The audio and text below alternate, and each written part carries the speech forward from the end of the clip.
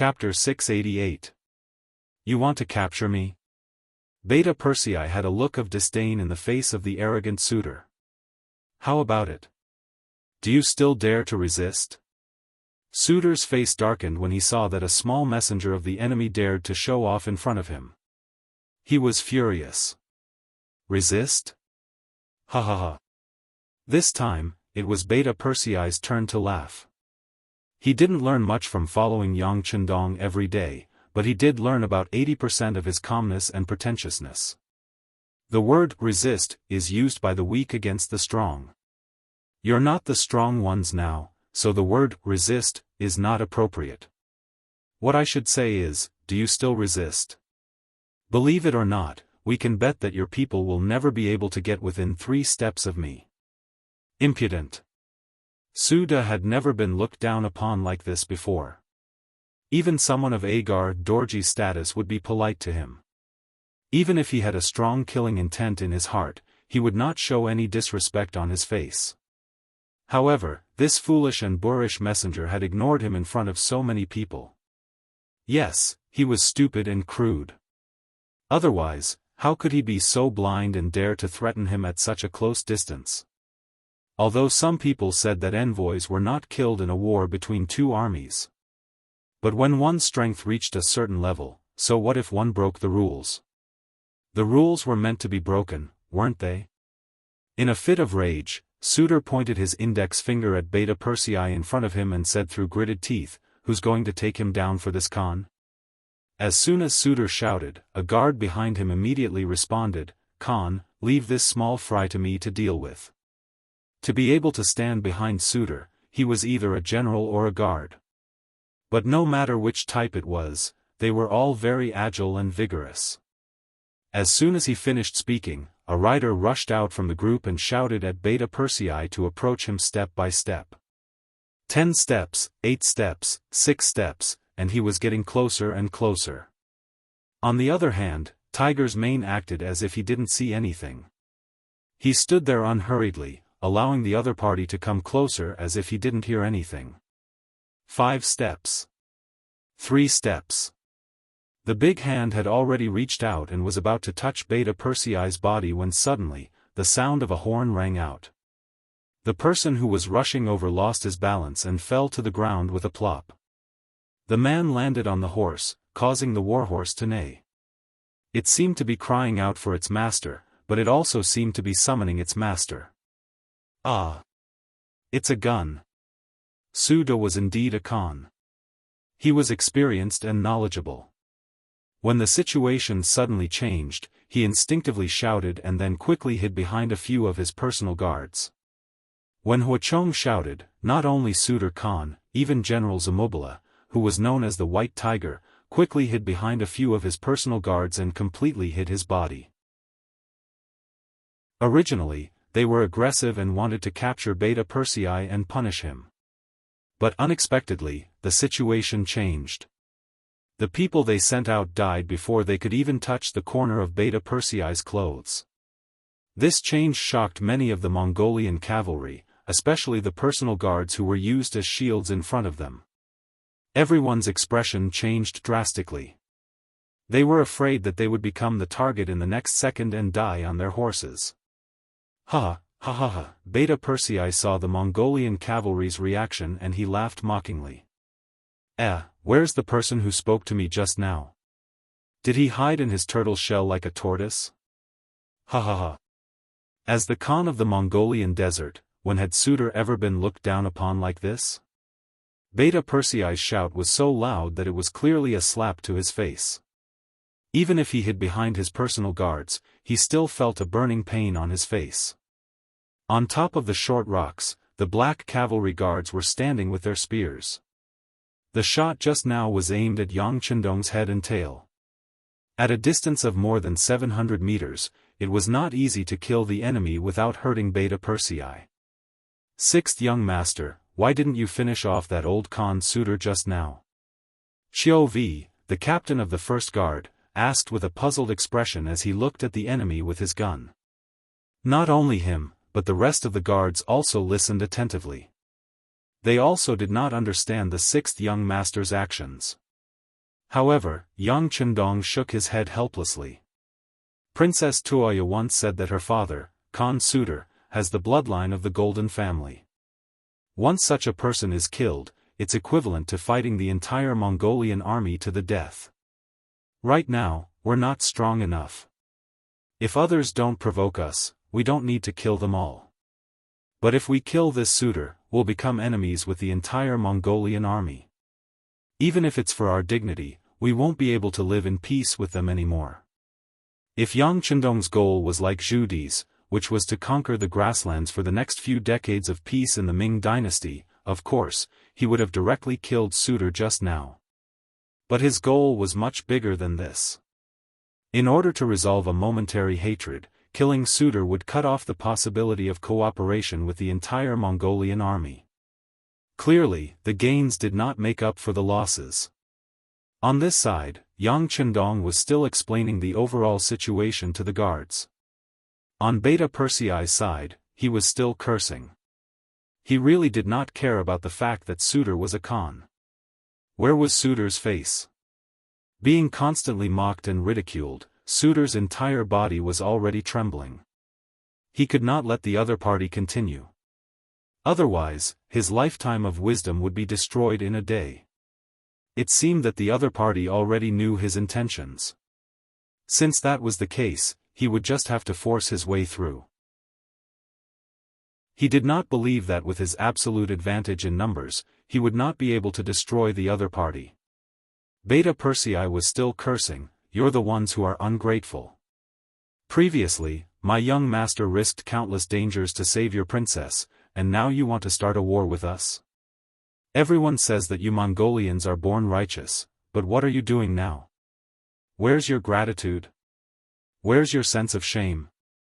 Do you still have any shame? Bah! Even if we saved a dog, it would still know to wag its tail at us to express its gratitude. When we need them, they can even guard the house. But the person who saved you, you want to hurt your benefactor? Where's your bottom line? What's the difference between you and an animal? No. You're worse than an animal. Ah! I'm so angry." Suitor could not hold back anymore.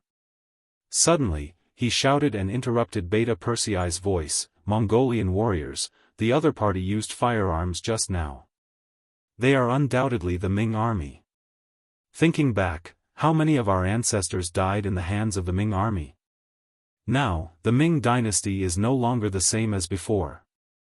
The Walla is fighting with them and has gained a certain advantage. They are no longer the world's strongest army. Now is the time for us to avenge our ancestors. Listen to my command, charge! Charge!"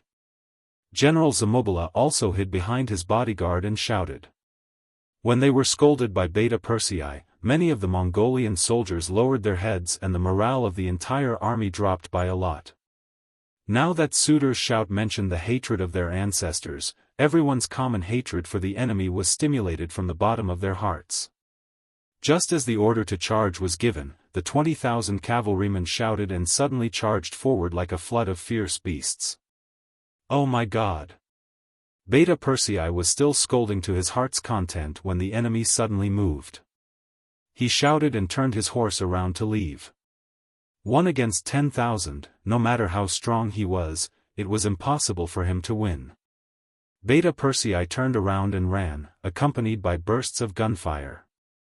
As the bullets whistled through the air, the Mongolian cavalrymen charging at the front were shot down one by one. This hindered the enemy's attack and gave Beta Persei a chance and time to escape. Suitor, who was hiding behind his bodyguard, felt that the cavalrymen were being suppressed and could not help but shout, "Everyone, don't be afraid. Firearms are single-use items. Every shot counts. Everyone, charge together. They won't be able to hurt any of us. Charge, charge. Everyone, split the gold, silver, and horses in their hands." In order to raise morale, Suitor promised to split the spoils equally. As soon as he said this, the Mongolian cavalrymen who were still hesitating shouted and charged forward. In the face of enough benefits, even if there was danger, there were still people who would take the risk. On the pile of short rocks, Yang Chendong led the two bodyguards and kept firing bullets. One after another, the Mongolian cavalrymen fell on the road ahead. However, the cavalrymen were too fast. In the blink of an eye, they had rushed forward from the original distance of 1.5 miles. At that moment, their bows and arrows could already be fired. Yang Chendong and the bodyguards had no choice but to put on their masks to protect themselves. The arrows fell like rain. Compared to their fighting skills on horseback, the Mongolian cavalrymen who were known to have grown up on horseback performed very well. They were either riding on horseback, shooting arrows while climbing on horseback, or shooting arrows while hanging upside down from a golden hook. For a moment, arrows rained down like rain, landing on Yang Chendong and the others, producing a series of crackling sounds. Fire! Charge! Under the pile of short rocks, Yella led the Jurchens and started a fierce counterattack. The same arrows were shot out and landed among the Mongolian army, causing the cavalrymen to fall off their horses. Fire! Fire! At the independent regiment, Tiger's man ordered the 10 infantry battalions to fire arrows from afar. At the same time, he led 6 cavalry battalions into the designated area. He wanted to rely on the advantageous terrain and take advantage of the fact that the enemy could not fully deploy their forces to attack. In the process of charging, the vanguard of the Mongolian cavalrymen were first attacked by the Style 95 and then by the arrows. They suffered heavy losses.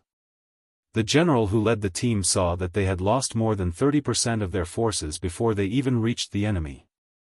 He had no choice but to change the direction of the assault. He no longer shot at Yang Chendong but at the Jurchens. Yang Chendong's side became quiet again. "Look, is there anyone injured?" "Sixth young master, our armor is impenetrable. There are no injured members."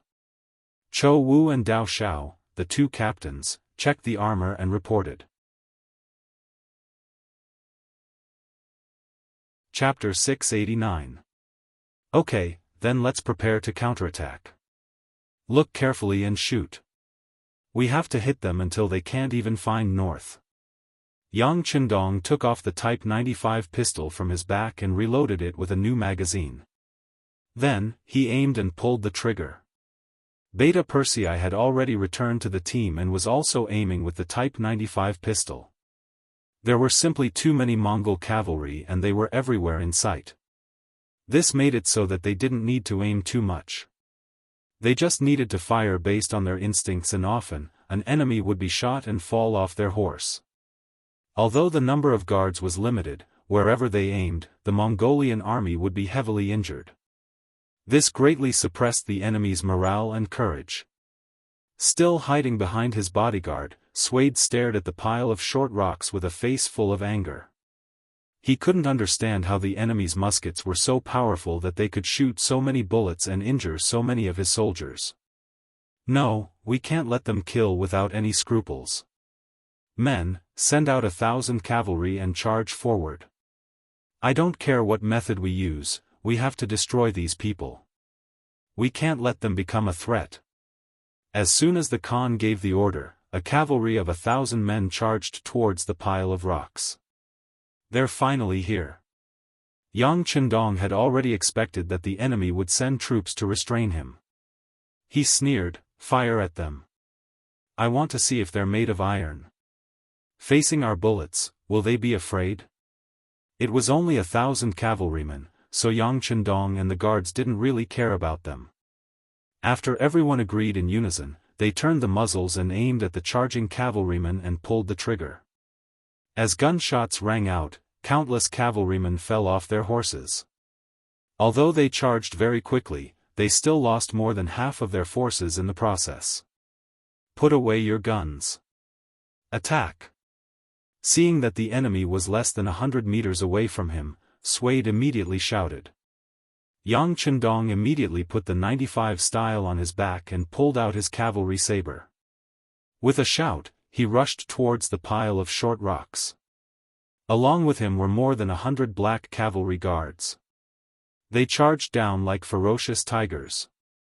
With their sturdy armor, it was as if they had entered an unstoppable state. They could cut down and kill whoever they wanted. The Mongolian cavalry fell off their horses one after another. Streams of blood flew out and dyed the sabers red. The setting sun was like blood. The Nuzan cavalry had already been surrounded by the Mongol vanguard. Both sides were engaged in a bloody battle. Dust flew up once again, and the only thing that could be heard were the roars and shouts of killing. As the Mongolian general, Kamubala didn't choose the Nuzan cavalry as his opponent. With the idea of picking the weakest among them, he set his sights on the 10 infantry battalions of the independent regiment. The advantage of cavalry against infantry was quite obvious. Looking from afar, infantry didn't have the mobility of cavalry. They formed a square formation with 400 men. They formed a tight square formation with black shields around them to protect their own safety. Outside the square formation, there were rows of barricades. It was as if they were telling the cavalry not to provoke them or they would be hurt. "Let's kill these infantry first," Zamubala said bluntly. Clearly, he didn't care about the formation of the infantrymen. The cavalry behind him was already eager to give it a try. The sabers in their hands were also ready to taste blood. As soon as the order was given, they would engulf and drown the infantry phalanx in an overwhelming manner. "Kill!" Zamubala raised the saber in his hand, and a crazed expression appeared on his face. He opened his mouth wide and swung his right arm forward. His legs clamped down hard, and the warhorse under him leaped forward as if their hearts were connected. In front of the infantry formation, there were hundreds of shield-wielding soldiers. They tried their best to hide behind the 1-meter-tall iron shields.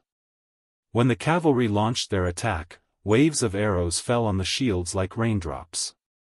Crackling sounds could be heard. When the cavalry attacked the infantry, they would use bows and arrows to kill them.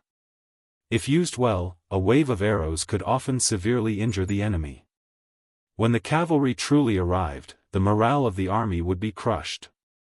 In other words, the infantry could only passively defend against the cavalry's attack.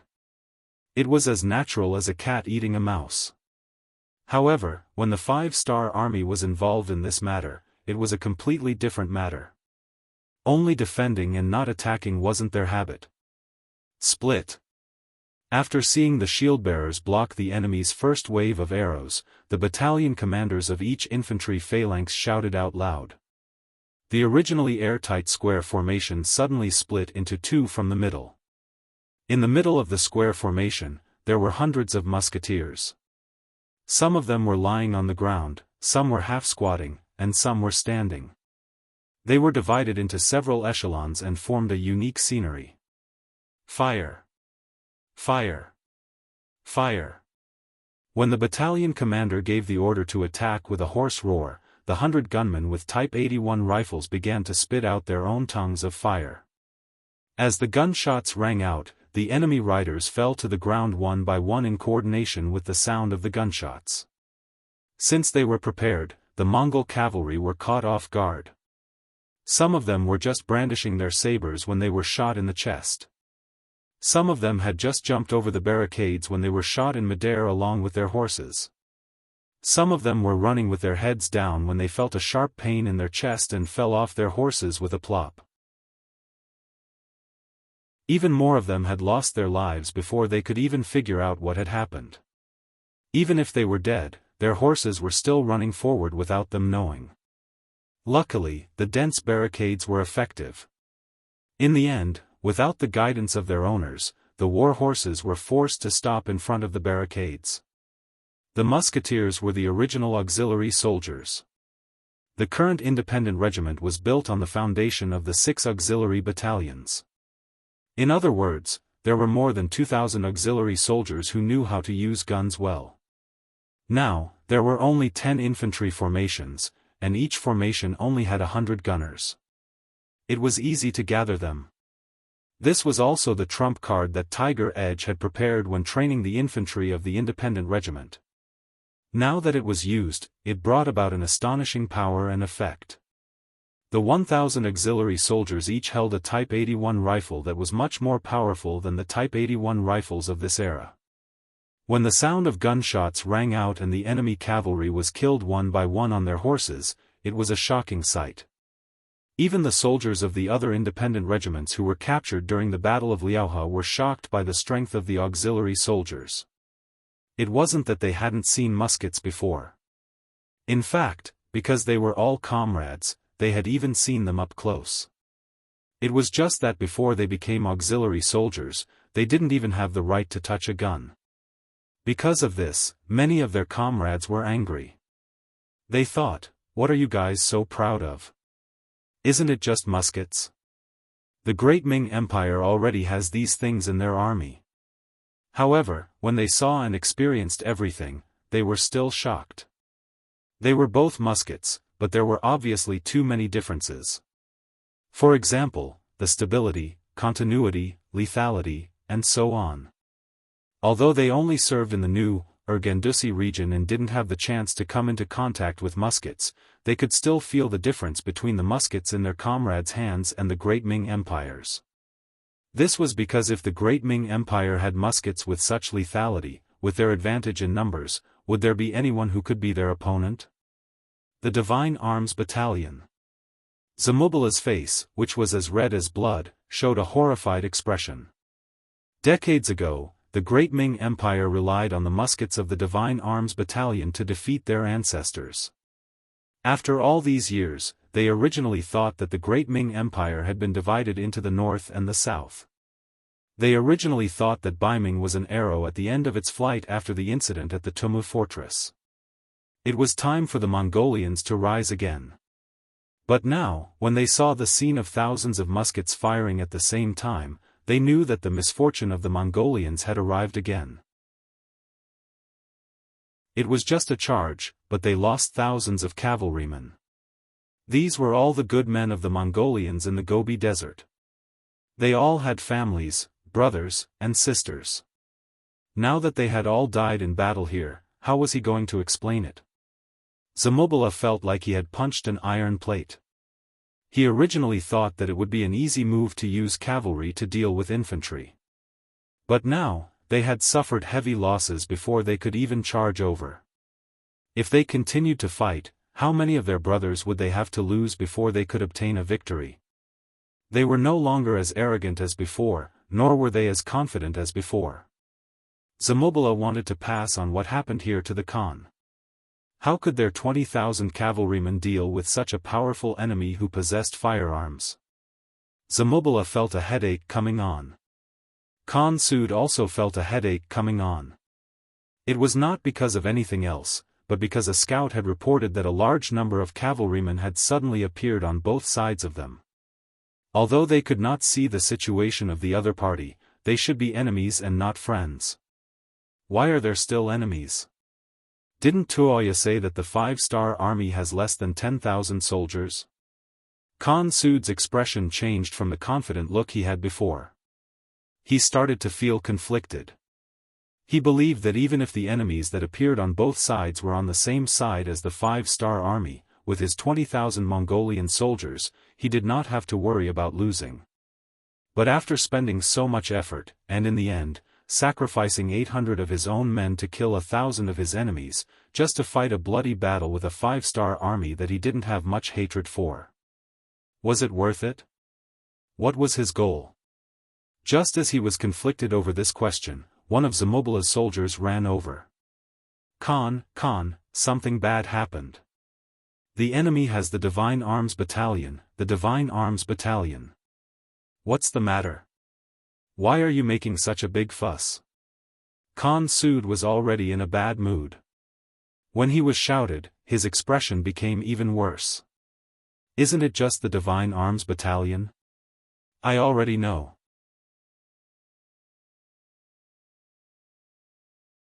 Chapter 690.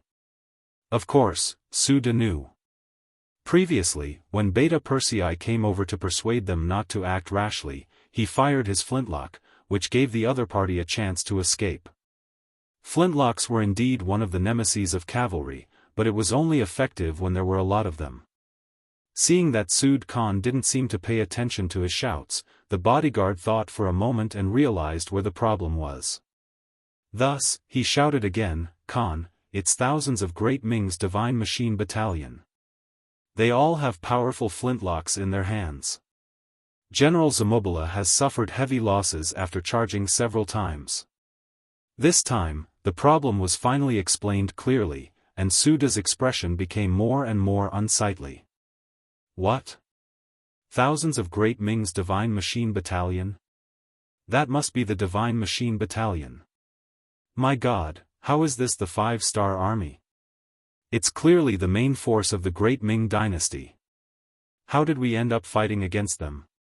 Finally, Suda realized how stupid of a decision he had made. He actually treated the main force of the Great Ming Dynasty as a soft persimmon. When he thought of the scene of the Great Ming Dynasty sweeping through the grassland decades ago, he felt a chill in his bones. "Quickly go and tell General Zamobula to retreat, retreat." Since they already knew the true situation of the 5-star army, and more importantly, they knew that the enemy had a powerful weapon like the Divine Strategy Battalion. In that case, there was no need for them to continue fighting. If they continued fighting, they would only suffer even greater losses. Looking at the somewhat chaotic battlefield and the dust that filled the sky, no matter how unwilling Suda was, he still made a very unwilling order: pass down the order, all troops retreat. Finally, the order to retreat was issued. Hearing this, the soldier who passed down the order breathed a sigh of relief for some reason. He was also a cavalryman who had experienced countless battles, but he had never paid such a heavy price in such a short period of time like today. It hadn't even been 2 hours since the start of the war, but as far as he knew, the number of cavalrymen who died in the battle had already reached 3,000. This was still the number of Mongolian soldiers who couldn't be counted. Now, no matter how big the smoke was, it would be difficult to calm down until the result was clear. Even if they lost 3,000 cavalry in 2 hours, it was not a pain that the Mongol army could bear. The 5-star army's reinforcements were about to arrive. Retreating now was the wisest choice. The messenger replied loudly and turned around to pass on the message. For a period of time, regardless of whether it was the Mongolian cavaliers who were fiercely attacking Yang Chendong's cavaliers at the pile of short rocks or Kambala's men who wanted to take advantage of the situation and use their cavaliers to fight against the infantrymen, when they received the news, all of them sighed in relief, as if a heavy burden had been lifted from their shoulders. Then, they ordered their army to retreat. Zamobula wanted to take advantage of the situation but didn't succeed. Seeing that the situation wasn't good, he wanted to retreat. How could Tiger's Mane give in? Previously, when Zamobula was dealing with the infantry, he didn't have any intention of helping out with the 6 cavalry battalions. This was because he believed in the strength of the infantry battalions. He knew how powerful these infantry battalions were with Type 81 guns. Now that the other party had suffered a loss and was afraid, it was time for him to take advantage of the situation. "Come on, cavalry warriors of the independent regiment, it's time for us to perform.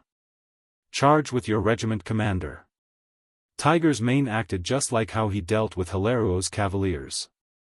He was the first to charge forward on his horse. Following behind him were 6 battalions, more than 2,000 cavalry warriors with sharp sabers in their hands. They had been conserving their energy at the side. Now that it was finally time for them to act, how could they be courteous? All of them fought to be the first to charge forward and kill the enemy. At the pile of short rocks, the Mongolian cavaliers used various methods to try to surround Yang Chendong's troops. However, after all of them failed, they finally became obedient. Facing the mouth, nose, and eyes that could be injured, they were all helpless. Luckily, the messenger passed on a new order. The Khan ordered the army to retreat. Instantly, everyone heaved a sigh of relief. They didn't stop and turned around to leave. "Young master, they are retreating." Beside Yang Chendong, Beta Persei, who was already covered in blood from all the killing, panted heavily as he spoke with a look of satisfaction. It was no wonder that Beta Persei had such a reaction. When he was by the young master's side in the past, he was always worried about the dangers on the front lines. Under normal circumstances, he would be at the command center. This time, relying on the advantage of the black armor and the might of the warhorse, he had finally reached the front lines. Now that he could kill to his heart's content, how could he not be carefree? They are going to escape, but can they escape? Raise the command flag, order the cavaliers to strengthen the 1st and 2nd Regiment to intercept the Mongolian cavaliers. This time, if we don't skin them alive, they can forget about escaping from the hands of this young master. Yang Chendong's eyes flashed with determination. Long before the Mongolian army appeared, the 1st and 2nd Regiment had already rushed to the pile of rocks. However, Yang Chendong didn't let them enter the battlefield immediately. He needed to leave behind a group of fresh troops to face any difficulties and unknown dangers. Since the enemy had retreated, it was naturally time to use their backup plan. Since they had chosen to be his enemy and his warning didn't work, then they had to be prepared for any serious consequences. On the pile of rocks, the command flag was raised high, conveying the 6th young master's order. Outside the battlefield, Wind Chaser and Luzhua had received the order and brought a total of 5,200 cavaliers to prepare to stop the enemy. Not long after Sud Khan gave the order to retreat, Zamobila and the others brought the army back. Compared to when they went to battle, they were naturally in a much more difficult situation. Alright, the Han people have a good saying. Victory and defeat are common in war. This time, we lost, but as long as we preserve our strength, we can get it back in the next battle. Now, everyone prepare to retreat. Sud Khan's eyes scanned all the generals and said with a helpless and sorrowful voice. Khan, we still have many cavaliers that haven't returned from the battlefield. Are we waiting? Zamobila looked back at the 4,000 cavaliers that were still fighting in the dust and asked hesitantly when he heard that they were going to retreat now. We're not waiting anymore. Everything depends on their fate.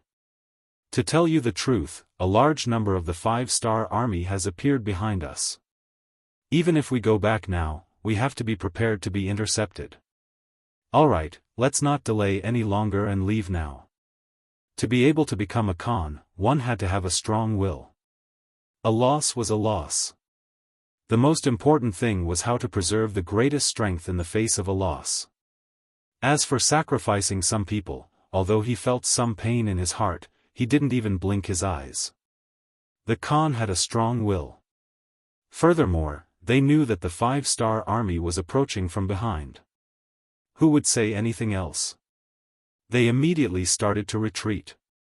Zamobila received the order, and together with Bao Yin, each led 5,000 cavalrymen to meet Zhui Feng and Luzhua's troops who wanted to intercept them.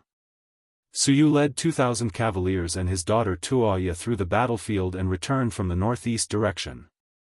Although the Mongol army had an absolute advantage in numbers, they still paid the price of 2,000 cavaliers before retreating when they faced the 1st and 2nd Regiment that had been looking forward to a big battle.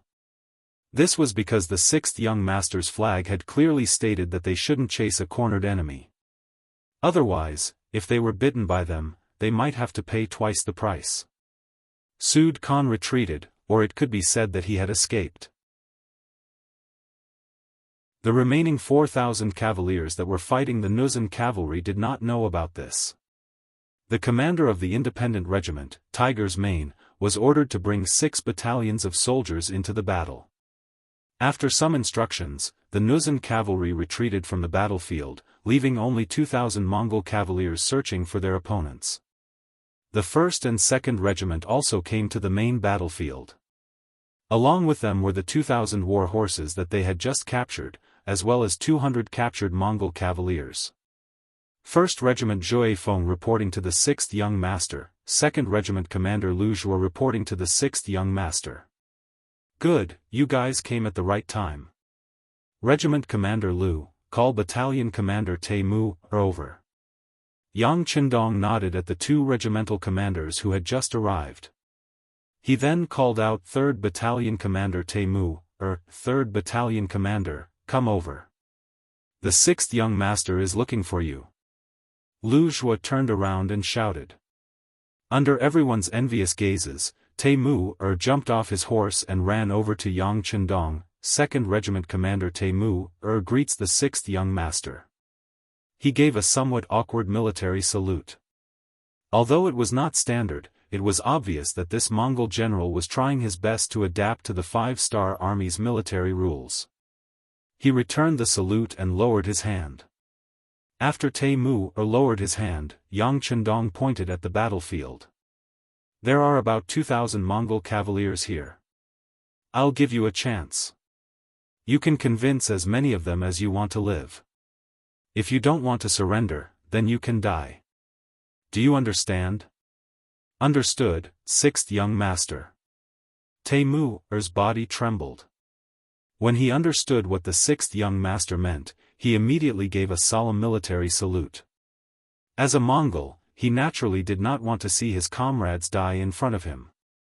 Hence, he would do his best to complete this task. Without their opponents, the Mongolian cavaliers became quiet. Gradually, the dust in the air around them finally settled down, and everything that happened on the battlefield was clearly displayed before everyone's eyes.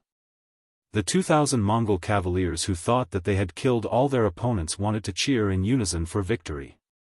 However, when they could clearly see what was happening around them, they saw countless arrows aimed at their chests.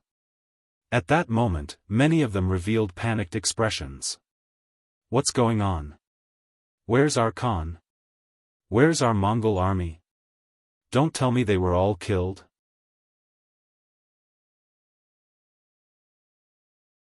Chapter 691. That's not possible. Our Khan is so wise. Our Mongolian army has so many people and is so strong. It's impossible for anything to happen to them. Alright, can't you see? The number of enemies has increased again. They must have defeated the Khan. The Khan must have given up on us and left us. Then what should we do? Fight them to the death. That's right. What should we do? After the truth came to light, all sorts of discussions could be heard. However, they were all speaking in Mongolian, so they couldn't affect the 5-star army's cavalry that surrounded them. Of course, even if they could understand their language, the iron discipline of the soldiers did not allow them to have any other thoughts. Everyone, quiet down. Just as the 2,000 Mongolian soldiers did not know where to go, a loud Mongolian voice rang out in everyone's ears. Taimu rode on his horse like a lion patrolling its territory and appeared in front of the surrounded Mongolian soldiers. Behind Taimu were 2 other carriages. One of the carriages was filled with a mountain of silver and many iron pots, bowls, and other daily necessities. There were also jars of unopened wine. The other carriage was filled with shiny cavalry swords and sharp feathered bows. There was also black armor that gave off a dark and bloodthirsty glow. The moment the 2 carriages appeared, they attracted the attention of the 2,000 Mongolian soldiers. During the Great Ming Dynasty, the Mongolians fought for iron pots because they did not have them. It was not because iron pots were a luxury. Furthermore, the Mongolians did not have the skills and materials to forge iron pots. Without iron pots, they could not cook meat. At that time, the Great Ming Dynasty was afraid that the Mongolians would buy iron pots and forge them into weapons. Therefore, the Mongolians could only snatch iron pots. As a result, a group of fully armed Mongolian soldiers would often harass the Han people just to snatch an iron pot. It was quite a comical scene. Taimu was a Mongolian. He was very clear about what the Mongolians needed and desired.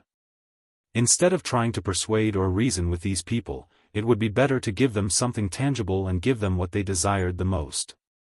Noticing the greed and excitement in the eyes of the Mongolian cavalrymen, Taimu knew that he had made the right move. With confidence, he said loudly, "Do you see that? As long as you're willing to surrender and join the 5-star army, all of these things will be yours. Not only that, you'll also be able to receive a decent amount of money every month. If you perform meritorious deeds on the battlefield, you'll even receive additional rewards.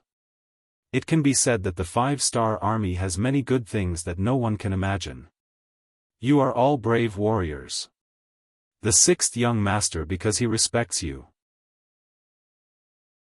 Of course, if anyone wants to be unconventional and want to repay your Khan's kindness with death, you can also take out your saber and stand out. I will stand right here and will not move an inch. If you have the ability, then just kill me. At this point, Taimur took the initiative to pause for a moment before saying, of course, you have to think it through before you act. If you draw your sabers, you might die before me. As long as you've made up your mind, you can do it. Oh right, I'm afraid you don't know what happened just now. Your Khan Sud fled when he realized that he was no match for my 5-star army. I didn't tell you anything. I have to say, you are all abandoned children. I really feel sorry for you. For a Khan like this, is there any need for you to serve him? Isn't it too worth it? When Taimur finished speaking, there were still a few Mongolian soldiers who wanted to test his saber with their own bodies. Some of them had received Sud's kindness. If it wasn't for this Khan, their lives would be very difficult. However, when they heard the last sentence and heard that Sud had abandoned them, the Mongolian soldiers who wanted to step forward and show their loyalty hesitated. It was not worth it to risk their lives for a Khan who abandoned them. None of the Mongolian soldiers rushed forward. This was within Taimur's expectations. The 5-star army soldiers were all around them. Unless they didn't want to live anymore, who would take the initiative to rush out and die? Good. Since no one objects, I will take it that you have chosen to surrender. Now, I will ask the warriors in the west to throw their weapons on the ground, dismount and surrender. Everyone else, follow. I only want to say that we are very sincere. If anyone wants to play tricks with us, you can try using your own life.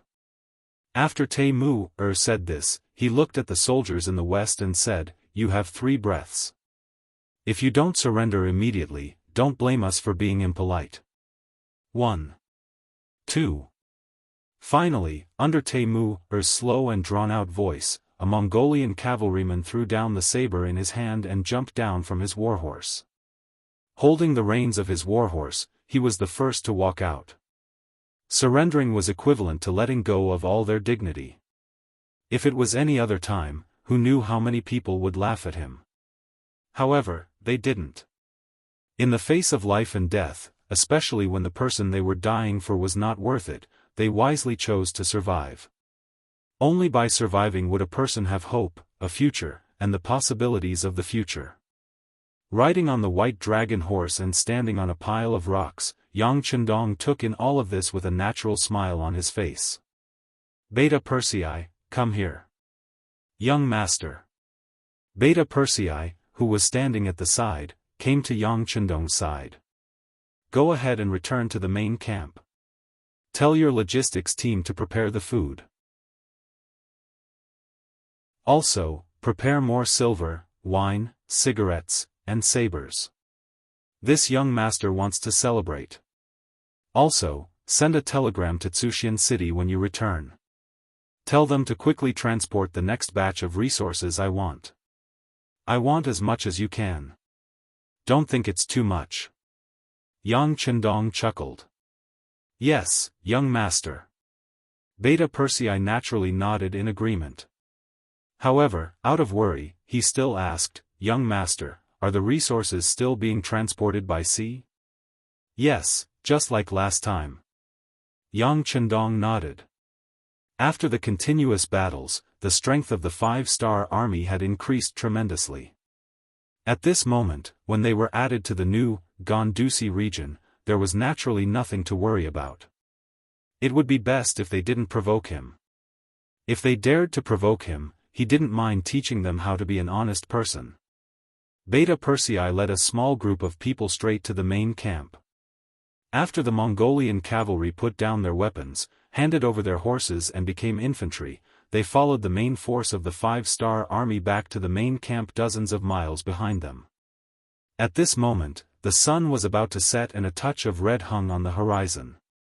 Looking at this scene, Yang Chendong couldn't help but sing heroically, "The sun sets in the west and the red clouds fly in the sky." The soldiers returned to the camp from their target practice. The red flowers on their chests reflect. Yang Chendong singing naturally inspired the 100 black cavalry guards around him. They also sang the song, coming back from target practice. After them, the independent regiment also sang loudly. It was mainly the soldiers from the 6 auxiliary battalions that had already been defeated. When these thousands of people shouted, it caused a huge commotion. It attracted the other regiments and battalions to sing as well. However, they had never heard this kind of military song before. They didn't know what the lyrics were or how to sing it. They could only sing along. Zhuai Feng, Lu Zhua, and Yela's expressions didn't look too good. Especially Commander Lu Zhua. He had once been the commander of the auxiliary regiment and taught the soldiers how to sing military songs. But now, not many of his soldiers knew how to sing. He felt his face burning. He thought that after tonight, if he had the chance, he would definitely teach the soldiers how to sing. This would increase the morale of the soldiers and would be extremely useful and beneficial for the unity of the soldiers. Amidst the singing, under the setting sun, the army returned. The army was huge and winding like a dragon that had appeared out of nowhere. It was destined to break the tranquility of the grassland. The main force of the army had finally returned to the main camp. The 3 divisions of the Cold Front finally sent news that they had gone to do some hidden training. As Yang Xie's army continued to grow, as the most elite of the Cold Front division, they also felt the pressure on their bodies increasing. It was also because of this hidden training that they didn't receive news of the army's battle in time. Fortunately, even without the Cold Front division, the 5-star army's strength was already very strong. Especially in this battle, the Nuzhan cavalry had performed very well. Although they had lost more than 1,000 cavalry in 2 consecutive battles, how could there be no deaths in a battle? Moreover, the number of soldiers that they lost could be re-enlisted from the captives. This was originally what Yang Chendong had promised the regimental commanders. Beta Persei came back early. The logistics battalion had already started cooking. The smell of meat spread everywhere, causing the 5-star army soldiers who had been fighting for a day and night to open their eyes wide. They couldn't help but swallow their saliva. Same old rules. Wash your hands clean before eating.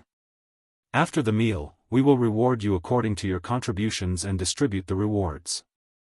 Yang Chendong boldly leapt onto the white dragon horse and laughed heartily as he spoke. His laughter also attracted the cheers of the soldiers. The meat was large and there was enough rice. After all, they were still in a state where they could face the enemy at any time. Thus, everyone couldn't drink as much as they wanted. Each person could only drink 2 taels. But even so, many of the soldiers still had a satisfied look on their faces and ate until their mouths were full of oil. And if they could smoke a cigarette after eating, it would definitely be a life comparable to that of a god. Who knew how many soldiers slowly closed their eyes because of this, in a state of enjoyment.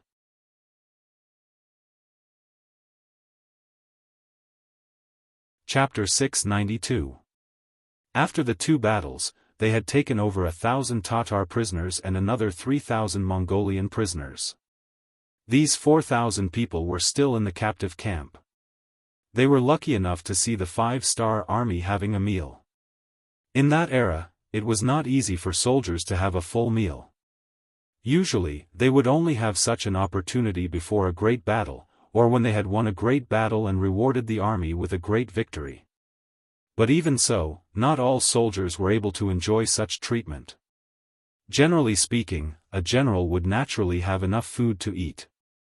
The personal guards of the general could eat until they were 70% full, and the regular soldiers, the elites who charged at the front during battle, could eat until they were 60% full. As for the other soldiers, it was already considered good if they could eat until they were 50% full. It was often shown on television that the Mongolian army would eat mutton wherever they went. It was very appetizing. However, that was only for the generals. Normal soldiers could not enjoy such treatment. The soldiers could pick up the leftovers from the general's table. They could even chew on the bones. Normal soldiers could not even think about it. The people of that era were really poor. They only had 2 meals a day. Being able to fill their stomachs was already not bad. However, what they saw today was that almost all of the 5-star army soldiers, no matter if they were generals or normal soldiers, no matter if they were in charge or in charge of logistics, they could all eat until they were full. Even the captives who had not made up their minds had food placed in front of them so that they could eat as much as they wanted. This scene after scene shocked the captives. Some of the Mongolian soldiers who were smart among the captives took the initiative to greet some of the friendly Mongolian soldiers who were also part of the 5-star army. They used the chance to get close to them and asked some questions that they did not understand. Alright, we all know what you guys are thinking. Let me tell you, in the 5-star army, as long as we fight and train hard, we do not need to worry about food and drink. Not only that, after we eat and drink, we still have food for our minds. Look, this thing in my hand. Look, it can smoke. It is called a cigarette. What is a cigarette? Is it tasty? The Mongolian captives who saw it for the first time were interested. Of course you can't eat it. This thing is for sucking and smoking. Look at me. While speaking, the soldiers of the 5-star army took a light puff of their cigarettes. Then, they put the cigarette into their mouths. After inhaling a portion of it, they slowly spat out a portion of it. They looked extremely satisfied. Aya, this thing is very interesting. Can you give me one to try? One of the captive soldiers asked curiously. That won't do. This thing isn't for normal use. It can only be earned during military exploits. In this battle, I killed 4 enemies and injured 1. According to the rules, I can get 45 cigarettes, which is more than 2 packs. If I save some, it will be enough for me to live freely for a while. Ha ha ha. After saying this, the warrior turned around and left. It was as if his spoils of war would be snatched away by the captives if he stayed. One by one, the 5-star army veterans were called over by the captives. After showing off for a while, they turned around and left. Did you think that these veterans were so kind as to chat with the captives? They were only doing so because they had military orders and wanted to satisfy their vanity. However, it was this kind of teaching that greatly stimulated the captives who had no choice but to lower their heads. Originally, they had no choice but to surrender in order to survive. But now, it seemed that there was no harm in surrendering. It might even be a new hope in life. Yang Chendong didn't care about the captives. He firmly believed that the environment could change a person. His attention was focused on the situation in front of him. This time, he had defeated the Mongolian army with a large number of firearms. Presumably, the news of him coming to the prairie could no longer be hidden. In addition, he had defeated Harar's 5,000 cavalry. In the outside world, there should be a lot of people paying attention to him. Since that was the case, he might as well not play hide and seek and stand out. Since he was going to make it public, Yang Chendong decided to take his first step in the prairie and build a city. Regardless of whether it was for the sake of logistical supplies or for the treatment of the injured and the expansion of their influence in the future, a stable city was a must. After standing in front of the sand table for a long time, he pointed to the land of Arakamaki that he had been studying for a long time. Arakamaki, in the Inner Mongolia Autonomous Region, Shi'i and Ji Rengao. According to Chindi's book, Emperor Taizu wrote, Arakamaki Wandong, Luji na Tunshan, Mirsutua, Hahai Laolian, Ajar Havandu, Haleoj Lu and other places. Thou shalt reside there. From these records, Arakamaki was located in the easternmost part. Occupying this place was equivalent to having a residence.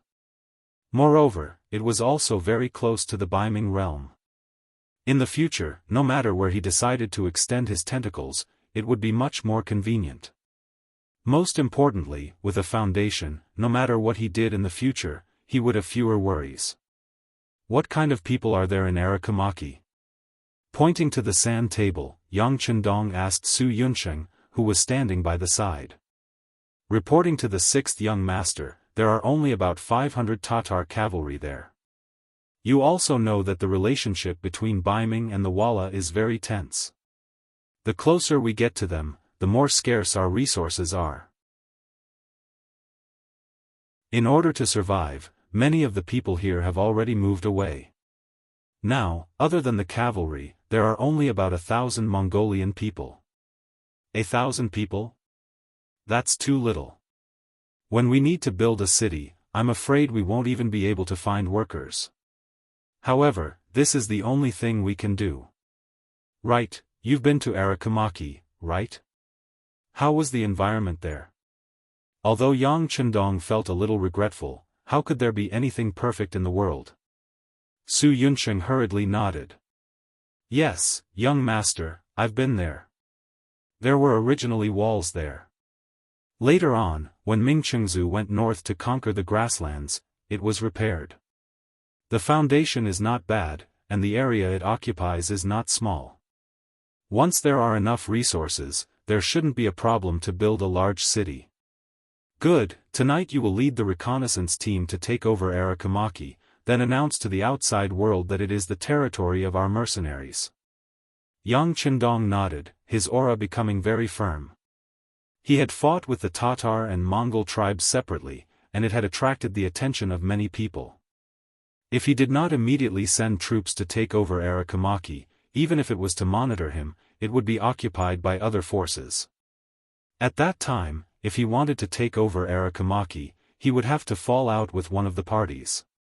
Before he had a sufficient foundation, it would be best to avoid war if he could. If the Vala, Tatar, Mongol, or even the northern Ming dynasty allied together to attack him, he was afraid that he would be exhausted to death with the few people he had. Yang Chendong gave the order, and Su Yunsheng did not ask any questions.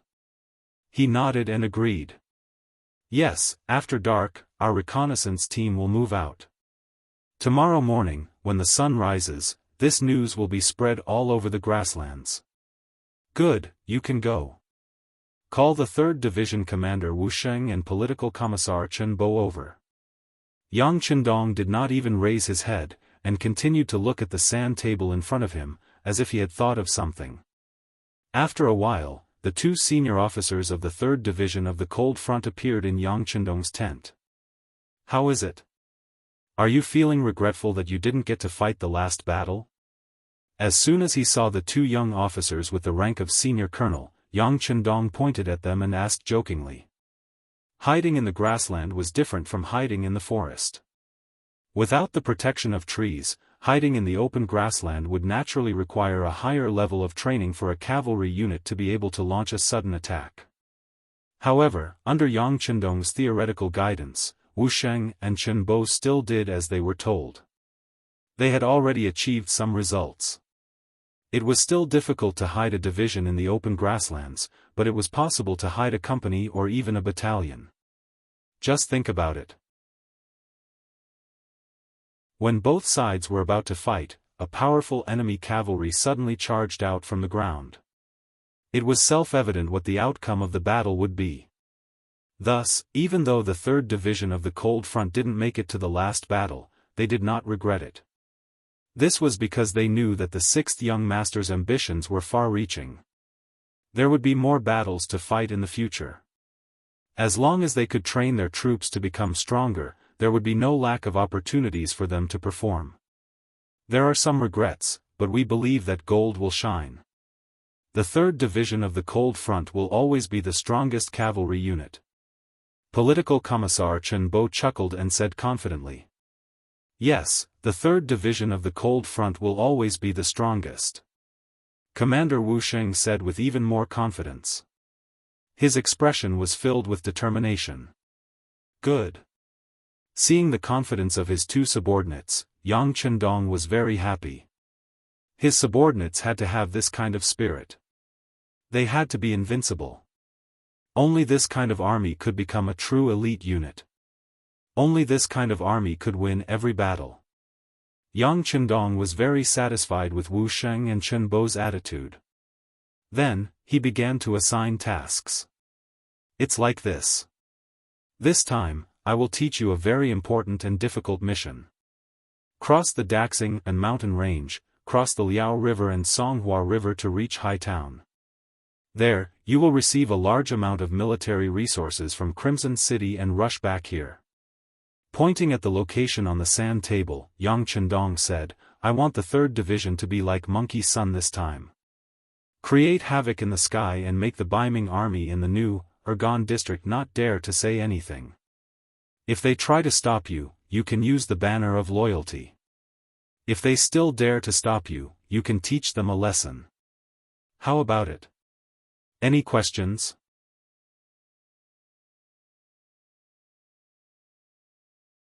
Chapter 693. In order to establish a foothold in a place, military supplies and logistics were always the most important. Humans couldn't live without eating, drinking, and defecating. In an environment like the grasslands where everything was lacking, it was obviously unrealistic to obtain materials locally. They could only rely on transportation. Opening up a sufficiently safe logistical path was one of the most important things at the moment. After thinking about it, Yang Chendong finally chose the new, Ergon metropolis for this logistical path. Although there were many Baiming army stations there, they had been closed off for a long time and didn't have enough strength. Such an army wasn't difficult to deal with. As long as the 3 divisions completed their mission well, they were completely confident that they could open up a safe passage. As long as there were no problems with logistics, Yang Chendong was confident that he could build a new city in the grasslands in the shortest time possible. A new city with great influence and far-reaching influence. When that time came, conquering the forces in this area would be twice the result with half the effort. As for how to intimidate the Baiming army stations in the new, Ergon metropolis with thunderous might, Yang Chendong thought about it and finally decided that the task would fall on the 3 divisions of the Lengfeng division. This was currently the strongest army under his command. Only they could have a powerful deterrent effect. In the face of such a powerful force, any schemes and tricks would be useless. Without waiting for the 2 divisions to make a decision, Yang Chendong added, this mission is extremely important. If you have any questions, you can raise them. But once you agree, you must complete the mission perfectly. This cannot be discounted at all. Once the mission is completed, I will record it as a great merit. If the mission is not completed well, or if there are any accidents with the supplies, then you should prepare to be demoted. You will be directly sent to Beta Persei's logistics camp to be a cook. This was a complete demotion. Making a division commander a cook, this kind of punishment could be said to be heavy. Wu Sheng and Chen Bo couldn't help but be stunned, but they quickly recovered and said in unison, 6th young master, please don't worry. We will definitely complete the mission perfectly. If we can't do it well, we don't need to be cooks anymore. We'll just offer our heads. Wu Sheng was a standard soldier. The bigger the battle, the more excited he was. It was understandable that he would say something like that. It was also in line with his usual style of doing things. As a political commissar, Chen Bo was full of scholarly aura. Unexpectedly, he could say such words, which surprised Yang Chendong. He looked at the 2 of them carefully and nodded after a long time. Okay, I'll remember your words. Young Master Ben is looking forward to your next performance. Pack up and leave early tomorrow morning. Chen Bo's performance really made Yang Chendong's eyes light up. He even thought that since this person's character was so determined, then he should test him a little more. If there were no problems, then this person could be trained as a military supervisor in the future. It seemed like a waste for such a hot-blooded officer to become a political cadre. Chen Bo didn't know that his performance in Yang Chendong's eyes would give birth to such a realization. After he and Wu Xing gave a standard military salute, he left the command tent and called for an emergency meeting with the officers of the 3 divisions. After the 2 of them left, Yang Chendong's eyes fell on the map again. His eyes still fell on Erakumaki, the old city built by the great Ming Dynasty in the grasslands. He imagined that after tonight's reconnaissance battalion took action, this city would belong to him. It would also become his first strong force in the grasslands. At this moment, he even thought of a name for this new city. Since it was going to start here, then it would be called the First City. Erakumaki, this city that had been abandoned by the great Ming Dynasty, and who knew how many times it had changed owners, now looked extremely desolate. There were no traces of people walking around in the city at all. Only the dilapidated walls could be seen from time to time, and one could imagine the former glory of this place.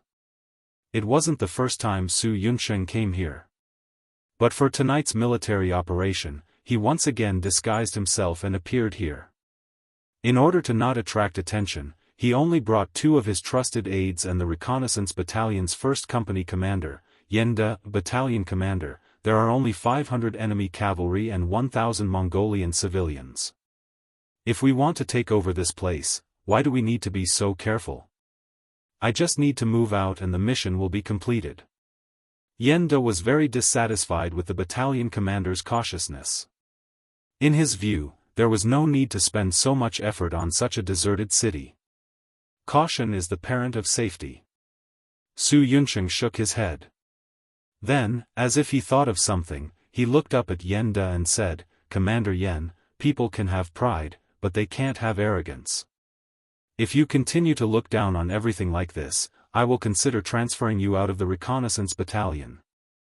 Su Yunsheng suddenly became serious, and Yenda was really afraid. With his ability, he was more than qualified to be a battalion commander in any regiment. Even if he went to the 3 divisions of the Cold Front, it wouldn't be a problem for him to be a battalion commander. But the position of the reconnaissance battalion was too important. Any battalion commander who wanted to see the 6th young master would be able to see the young master. So, he would rather be a company commander here than go to another unit. This was because he saw the importance of the reconnaissance battalion. Battalion commander, I was wrong. I am actually very careful when doing things. Yenda immediately admitted his mistake. In reality, he was a very careful person. Otherwise, he wouldn't have become the company commander of the reconnaissance battalion's 1st company. Naturally, Su Yunsheng was someone who understood this principle, so he just reminded the other party. If he was really not satisfied, he wouldn't have reminded him and would have directly transferred him away. With the interlude just now, when Su Yunsheng wanted to do something, Yenda just followed at the side and didn't say anything. The 4 of them walked like this and unknowingly came to a house in the city. Here, they saw an old man resting outside the door. Looking at the old man's appearance, he was in his 50s. At that time, he was already considered a very old man. "Huh, old brother, how old are you?" Su Yunsheng had imprinted almost every corner of the city and every street in his mind. He had basically completed his mission and wanted to take a rest. When he saw the old man, he walked over without thinking and asked in Mongolian. He sat down beside the old man. The old man had already noticed Su Yunsheng and the other 3. Seeing them sit down beside him, he wasn't surprised.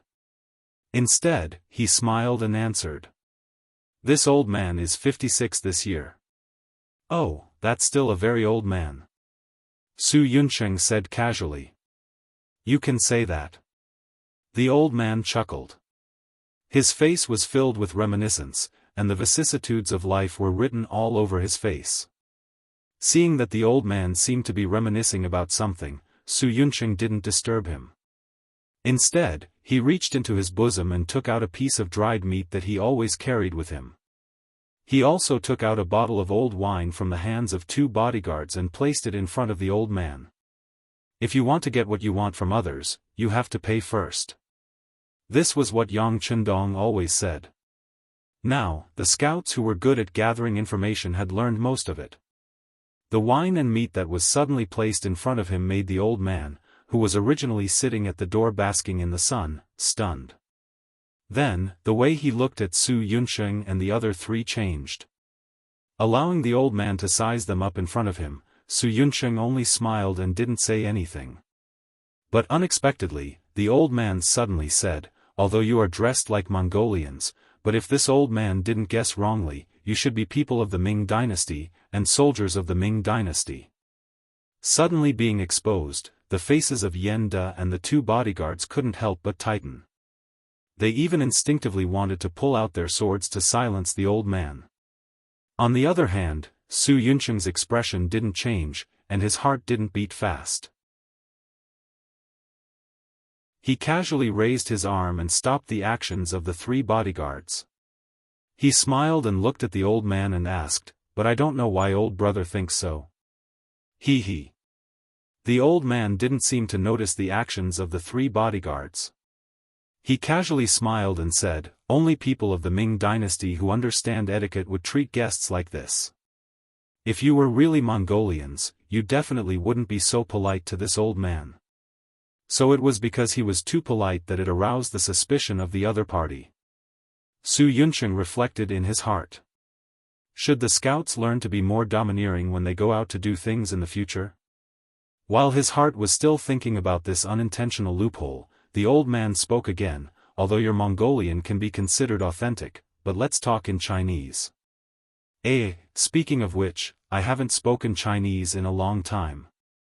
Oh? Old brother is also a Han? Su Yunsheng's interest was immediately piqued.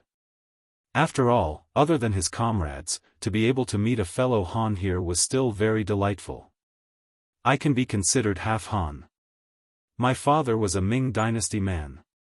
Later on, he met a grassland woman and settled down here, giving birth to me. The old man said somewhat embarrassedly. After all, in that era, if one's blood wasn't pure, then one was a mixed blood. People would look down on them. I see. Su Yunsheng didn't have any intention of looking down on the old man. On the contrary, he was very curious about the old man's behavior in front of him. He had a feeling that this old man had some stories. "Old brother, I wonder if you can tell me your name?" "Name?" the old man said meaningfully. Then, he sank into his memories for a while before saying, "This old man's Mongolian name is Zhang Shibao, Han name is Zhang Shibao. So it's old Master Zhang. Nice to meet you." Su Yunsheng very politely clasped his fist and didn't mention the old man's Mongolian name. He only said that it was a Han name to express a kind of closeness. Then, he said something that shocked Yen De and the two bodyguards behind him. "This little one's name is Su Yunsheng. I'm the battalion commander of the mercenary scouts under the Duke of Loyalty." Su Yunsheng actually directly revealed his identity. This was definitely not allowed by the rules of the scouts. Unless it was one of their own, as a scout, he absolutely couldn't reveal his identity. As the battalion commander, it was impossible for Su Yunsheng not to know this. But he still did so. Naturally, Yen De and the two bodyguards were puzzled.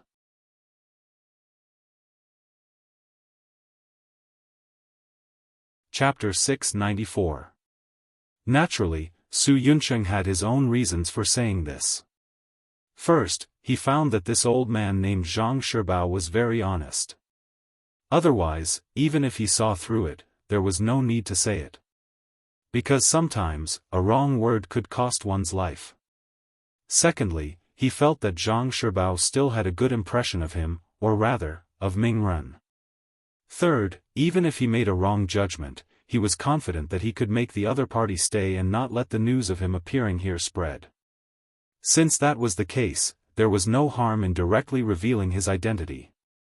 It had to be said that Su Yunsheng's courage was quite big, and this time, he made the right bet. Just after he reported his true identity, Zhang Shibao changed his unhurried expression and suddenly said with a shocked expression, the Duke of Loyalty and Courage of the great Ming Dynasty? Is it the Duke of Loyalty who is known as the God of War and defeated the great army? Zhang Shibao also knew the name of the God of War. At that time, Yang Chendong had won against many and defeated Yi Xian. Because of this, his name was spread throughout the Mongolian grasslands. It was normal for Zhang Shibao, who had Han blood, to know about it. Yes. When Su Yunqing answered this question, he was also very formal, and his expression was very respectful. It was like the officials of the Ming Dynasty were respectful when talking about the emperor. Is it really? The God of War is coming to the grassland? Zhang Shibao was a little excited. He stretched out his arm and grabbed Su Yunqing's arm. Yes, the God of War is not only coming to the grassland, but he also wants to build a city here. He wants to change the pattern of war here. He wants to create better living conditions for the Han people here. And Argamaki is his next target. He wants to occupy this place and rebuild it. At that time, you will be very happy to live here. Su Yunqing felt that Zhang Shibao was really excited, so he simply told him about his mission and Yang Chendong's current goal. It seemed to be a secret, but after tonight, everyone would know that Yang Chendong had occupied Argamaki. It was no longer a secret. Su Yunqing told the truth, which surprised Zhang Shibao and made him very excited.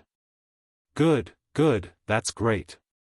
After saying good 3 times in a row, Zhang Shibao's eyes actually held a trace of tears. Obviously, this news really made him very excited. Su Yunqing was also excited and happy as if he had been infected. Look, this was what the people wanted. The 6th young master hadn't done anything yet, but his appearance had already made an old man like Zhang Shibao so happy. Once a big city was built here, there would be even more people who would be happy. Once he had the support of the people, what was there to worry about? That's right. With the arrival of the war god, the future of the Han people will be much better. As long as they abide by the law, they will be able to live a better life than before. This should be what everyone wants to see. Su Yunqing nodded and continued with the idea of praising the 6th young master.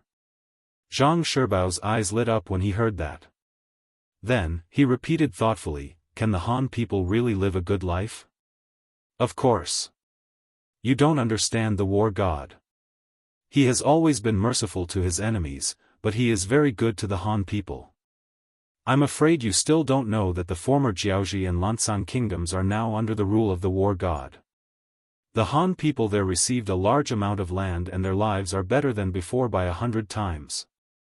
If you have the chance to go there and take a look, you will see that the Han people's faces are filled with all sorts of smiles. That is happiness from the bottom of their hearts. A large amount of land that belongs to them. Zhang Shibao continued to repeat. His eyes revealed a look of yearning. Yenda and the 2 soldiers saw this and couldn't help but feel happy. This was because they also had a part to play in this matter. Just when the 5 of them were immersed in the hope of a beautiful future, Zhang Shibao's thoughts suddenly returned to reality. He looked at Su Yunqing and said, you guys should be here to act as the vanguard and prepare to occupy this place. Have you guys thought of how to deal with the Mongol cavalry? Also, how can we prevent them from destroying the spring in their desperation? Su Yunqing was about to confidently say that it was just 500 unguarded cavalry. Their reconnaissance unit would naturally be able to take them down easily. However, when he suddenly heard about the spring, his face was still filled with shock. Spring? What spring? You guys don't know? Zhang Shibao also looked at Su Yunqing and the other 3 with a puzzled expression. This. I really don't know. Please tell me, Elder Zhang. Su Yunqing's face was a little red as he lowered his head. Speaking of which, although the reconnaissance unit was powerful, it wasn't as pervasive as the security bureau. In addition, Yang Chendong had just given the order to take down Alakumaki, so it was reasonable that he didn't fully understand the situation here. This, actually, is not a big secret. However, not many people know about it. Alakumaki City, there is a spring here.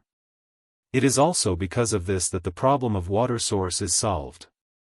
This is also the main reason why the Great Ming Dynasty chose to build a city here. Otherwise, wouldn't it be too troublesome to transport water from the Wulagu River? There are only about 1,000 people here. There are indeed 500 Tatar cavalrymen guarding this place. In fact, they are guarding this water source. Every half a month or so, the Tatar army will come here with water carts to collect water. The 500 cavalrymen here are prepared for this. From Zhang Shibao's words, Su Yunsheng learned of another big matter. He also knew that tomorrow, the Tatar army would come to collect water. This unexpected news shocked Su Yunsheng. He suddenly felt that he knew too little about this place. Even if it was because this was the first time they came here, even if it was because they hadn't come here the last time the Tatar army came to collect water, these were not the reason. The most fatal reason was that he didn't know enough. His meeting with Zhang Shibao was just a coincidence. However, he unexpectedly received this news, which was enough to make Su Yunsheng feel that this trip was not in vain. If not for this matter, he would have brought the scouts here. It was very likely that he would have given the Tatar cavalry a chance to destroy the water source and the spring. Once they poisoned it, who knew how long it would take for the spring to be digested and for the people to drink it with ease? After Zhang Shibao knew that Su Yunsheng represented the god of war, he told him everything. When it was almost dusk, Su Yunsheng left. Before he left all the food on him as a sign of gratitude and asked Zhang Shibao to keep this a secret. The four of them left Alakumaki as though they were passing by. Because there were only 4 of them, even if the Tatar cavalry in the city saw them, they didn't pay much attention. This was because strictly speaking, Alakumaki wasn't under anyone's influence and no one wanted to forcibly occupy this place. After Su Yunsheng and the other 3 left Alakumaki, they immediately rushed to the command center. After dinner, they appeared in the headquarters. Su Yunsheng hurriedly went to the command center to meet Yang Chendong. The matter of the spring was also somewhat out of Yang Chendong's expectations. Before this, he didn't receive any relevant information. But now that he knew, it was naturally a good thing. Previously, he was still thinking that once the first city was built, it would be troublesome to obtain water from the Wulagu River. He was even thinking about digging a canal. Now that he knew that there was a spring in the city, and according to Zhang Shibao's words, the spring seemed to be quite big. In the past, when Alakumaki had a population of tens of thousands, it wasn't difficult to supply water. This was equivalent to a gift from the heavens. We must protect the safety of the spring. How about this? Arrange the Wolf Fang Special Forces to complete this task. Your scouts only need to follow the plan and do what you want. As for the water-fetching team sent by the Tatar army tomorrow, leave it to Tiger's Main's independent regiment. They just changed from infantry to cavalry and can be used to train the troops. Yang Chendong made a decision after thinking for a while. Su Yunsheng quickly left, along with the Wolf Fang Special Forces led by Tiger's Main. As the military system continued to expand, the strength of the army also continued to increase. The mission of the Wolf Fang Special Forces had already changed. In Yang Chendong's words, their mission was mainly to carry out beheading operations and special undercover missions. This time, protecting the spring in Alakumaki City belonged to the undercover mission. After receiving the military order, Tiger's Main quietly set off with a group of members. This night for Alakumaki City was no different from any other night. When night fell, the city became quiet as usual. Apart from the 100 cavalrymen who were responsible for the normal night patrol, there was not a sound to be heard. Perhaps it was because no one had any ideas about this place for a long time, or perhaps it was because there was simply no place worth other people's attention. In short, the 100 cavalrymen patrolling would only make a symbolic trip once every 2 hours. Then, they would gather at a lit bonfire in the city to rest their feet. An almost abandoned city, a city without many citizens, a city without many resources, a city without a very good geographical location. If not for the existence of a thick spring, which could still be considered useful, there would not even be 500 cavalrymen. How could such a place have a heavy military force, and how could it be so tightly guarded? Therefore, when Tiger's Mane brought a group of Special Forces members into this place, they did not encounter any obstruction at all. They followed the map that Su Yunsheng obtained from Elder Zhang Shibao and rushed to the spring.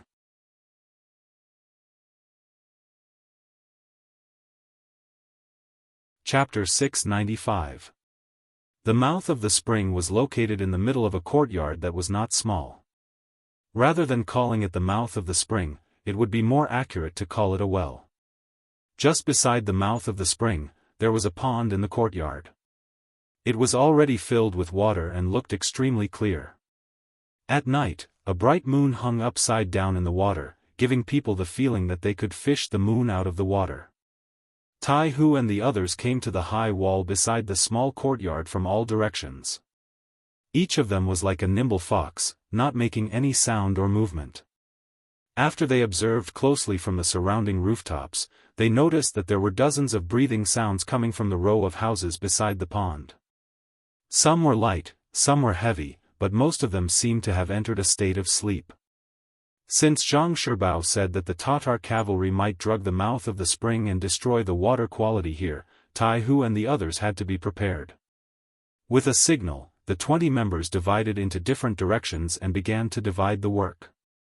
Some of them continued to monitor with their guns, some began to enter the small courtyard or the various exits near the mouth of the spring, and some had already jumped off the rooftops and approached the row of houses where the breathing sounds were coming from.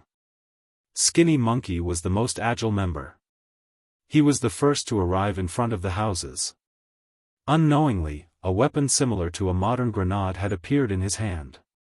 This was not a normal grenade, but a smoke bomb. Once it was fired, it would release a pungent smell, causing people to lose their ability to judge for a certain period of time and lose more than 70% of their mobility.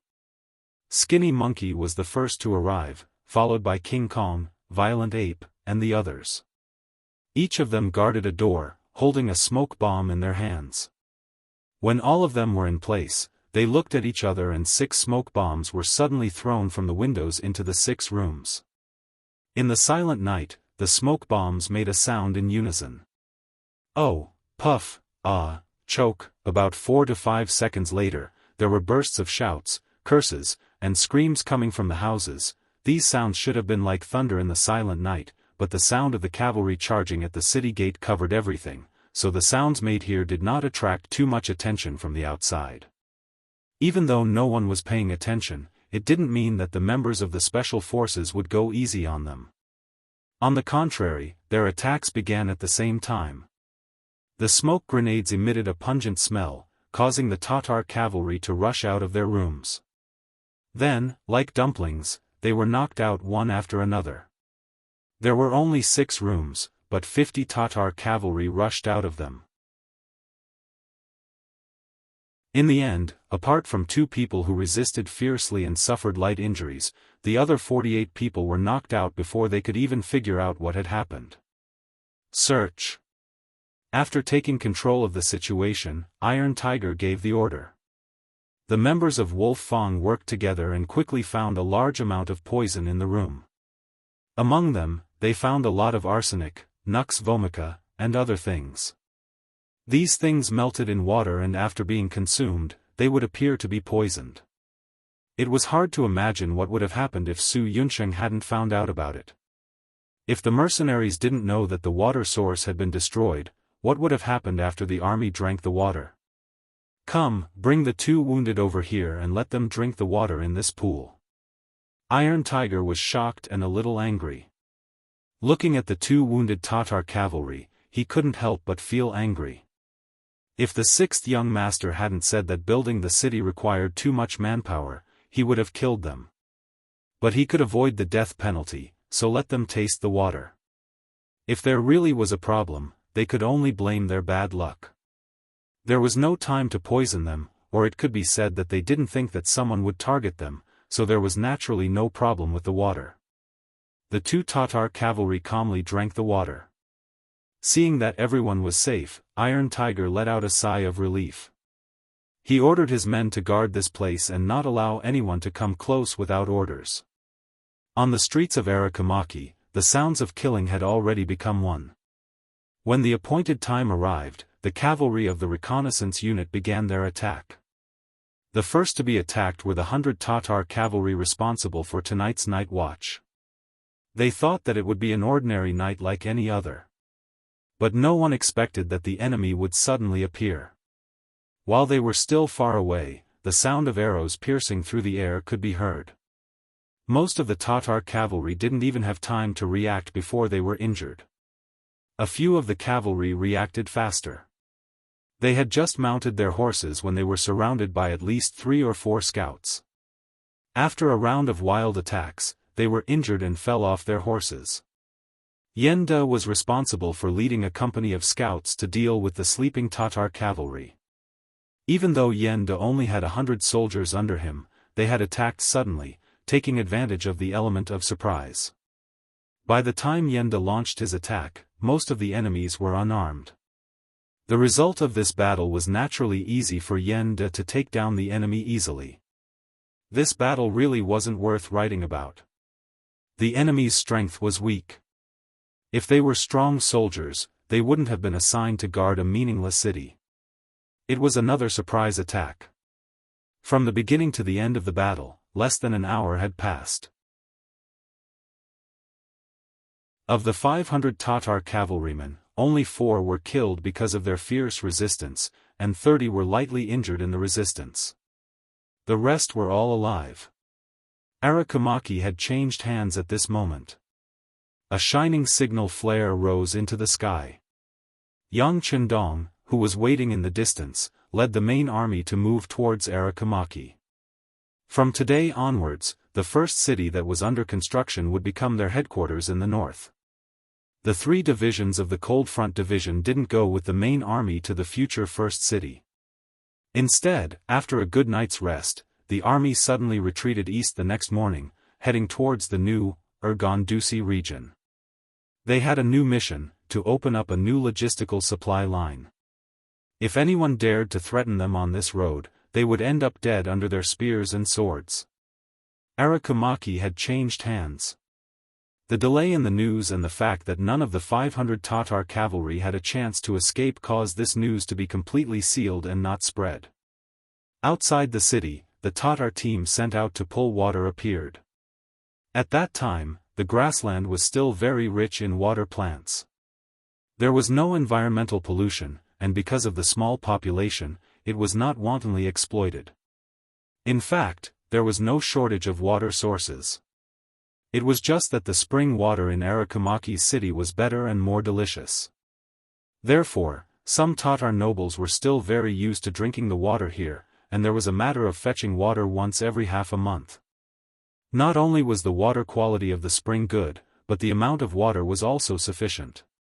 No one knew where it was connected to, but it gave people a feeling of inexhaustible. Every time, the caravan that came to fetch water became very large.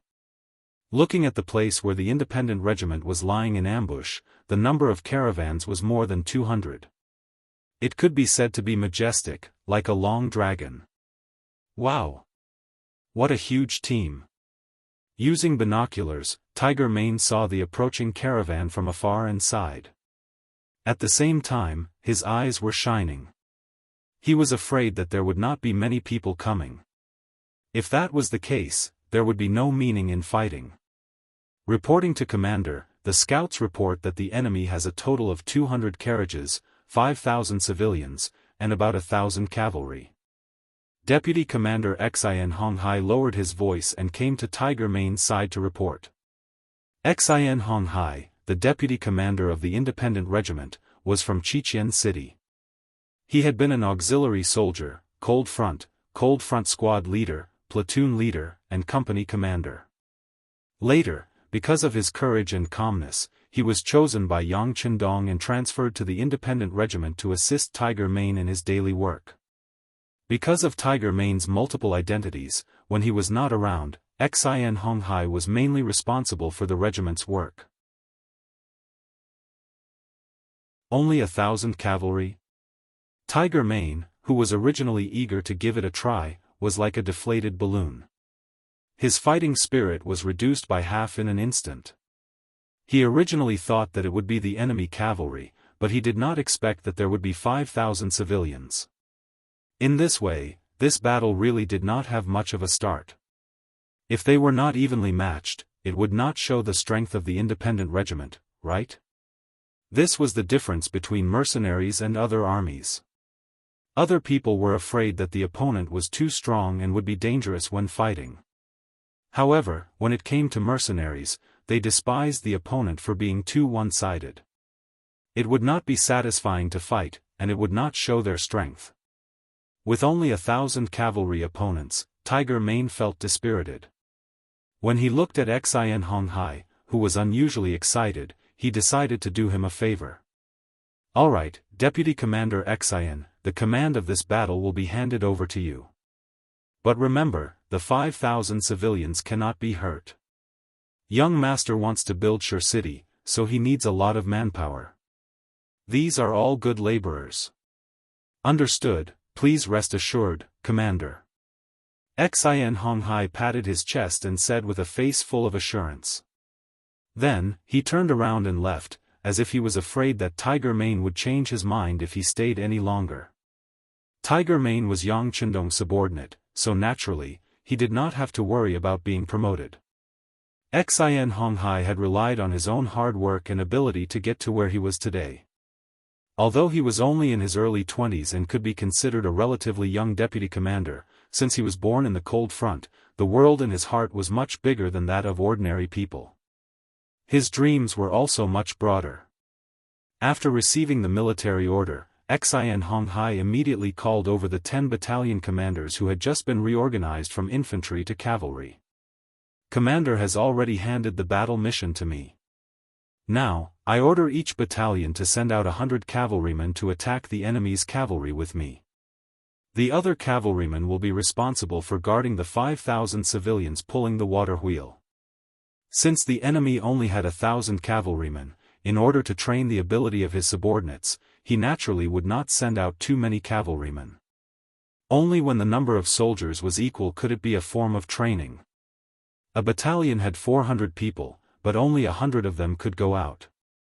This made the 10 battalion commanders somewhat unhappy. 2 of the young and energetic battalion commanders clamored that they would send out their own battalion to ensure that they could deal with the enemy's 1,000 cavalrymen.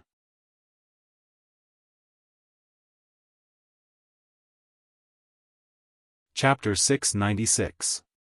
It was naturally a good thing for the officers to have strong confidence. However, this wasn't the time to flaunt their heroism. How could Xianxia agree to this? With one sentence, if anyone dared to speak out of turn, even the mission of 100 men would be cancelled. Sure enough, the battalion commanders became well-behaved. So be it, it was better than not sending anyone. The battalion commanders followed Xianxia's instructions with the idea of training their fighting spirit through actual combat. They picked out a group of 100 men with average strength and gathered a total of 1,000 men to hand over to the deputy commander.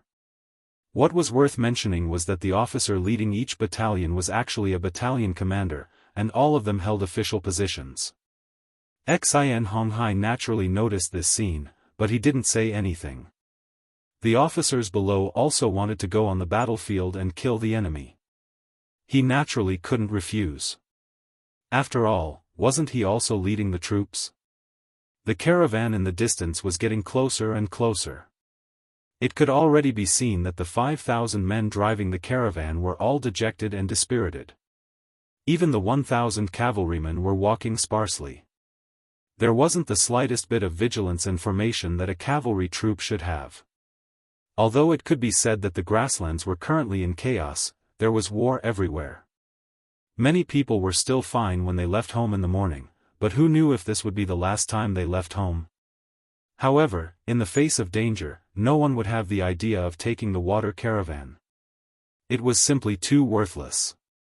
It was too much of a loss to pay the price for these things. Even the common people knew that they shouldn't do things that were unprofitable, let alone a cavalry troop. Therefore, when the independent regiment suddenly appeared and Xian Honghai led 1,000 cavalrymen to kill from the side, the 1,000 Tatar cavalrymen looked at them as if they hadn't woken up from a dream. They looked at them as if they were looking at an idiot. It was as if they were saying, "Are you kidding me? We're just a caravan. You want to steal from us? Enemy attack! Enemy attack!" The leading Tatar Chiliarch only stared blankly for a moment before he reacted. He then pulled out his saber and shouted loudly. He intended to summon the morale of the army back in the shortest time possible. Kill! At this moment, Xian Honghai and his 1,000 cavalrymen were already less than 150 meters away from the Tatar cavalrymen.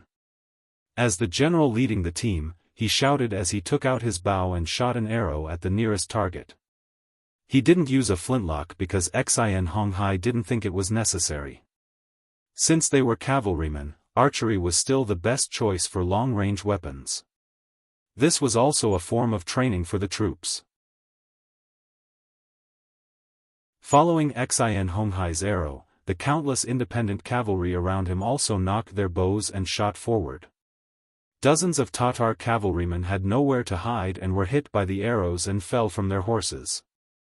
However, even more of the Tatar cavalry managed to escape with the speed of their horses. At the same time, they began to shoot arrows, threatening and killing the opposing cavalry. The cavalry of the independent regiment was made up of the original auxiliary soldiers and the captive soldiers of the Ming army of New Gandusi. Among them, it wasn't that they didn't have horse-riding skills in the past. They were just ordinary soldiers who hadn't undergone strict training. For an army like this, even if they were given healthy horses, it would still be difficult for them to display the true advantage of cavalry. Because of this, the weakness of the independent regiment was revealed when they shot arrows. Facing the Tatar cavalrymen who grew up on horseback, both sides shot at each other. After a short while, the unprepared Tatar cavalryman began to gain the upper hand. Out of the corner of his eyes, he saw his own soldiers being shot by arrows or falling off their horses. In a short period of time, about 100 people were injured or died in battle. Xian Honghai clenched his teeth in heartache. He finally realized that his cavalry was still lacking in many aspects. "No, we can't go on like this." A voice sounded in his mind. Xian Honghai was very clear about the strength of his cavalry. Most of them were like ducks being forced to perch on a perch. They lacked the time to break in with their horses and the time to train on horseback. Especially when it came to archery. Whether it was shooting moving targets or moving arrows, they were still very weak. It was expected that cavalry would be at a disadvantage when shooting at each other. Rome wasn't built in a day. Powerful military combat ability wasn't something that could be trained in a single battle. In order to reduce losses, the soldiers had to have more opportunities to train and survive. Xian Honghai made a decision. He shouted loudly, "All battalion commanders, charge with me." Close combat. With Xian Honghai as the leader, he brought 10 battle-hardened battalion commanders to close in on the Tatar cavalrymen from all directions. Under their lead, more and more soldiers stopped taking out their bows and followed behind the officer. They dodged the arrows and closed in on the enemy cavalrymen. Tiger's Mane was looking at everything that was happening in the distance through his binoculars. His expression was stern. When the 6th young master said that he wanted to give this mission to them to train and strengthen the ability of the independent regiment to fight on horseback, he was still a little unconvinced. Previously, their independent regiment had used infantry to defeat cavalry at the short stone pile. Now that they were cavalry, how could they not defeat cavalry? Reality gave Tiger's Mane a big slap in the face. Only now did he understand that their previous victory was only due to the power of the Type 81 assault rifle. When they gave up on using firearms, their independent regiment was nothing. Commander, the situation with Vice Commander Xian is not good.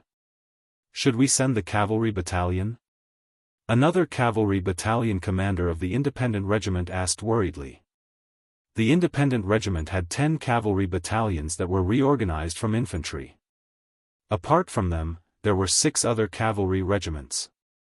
In comparison, these 6 cavalry regiments were much stronger.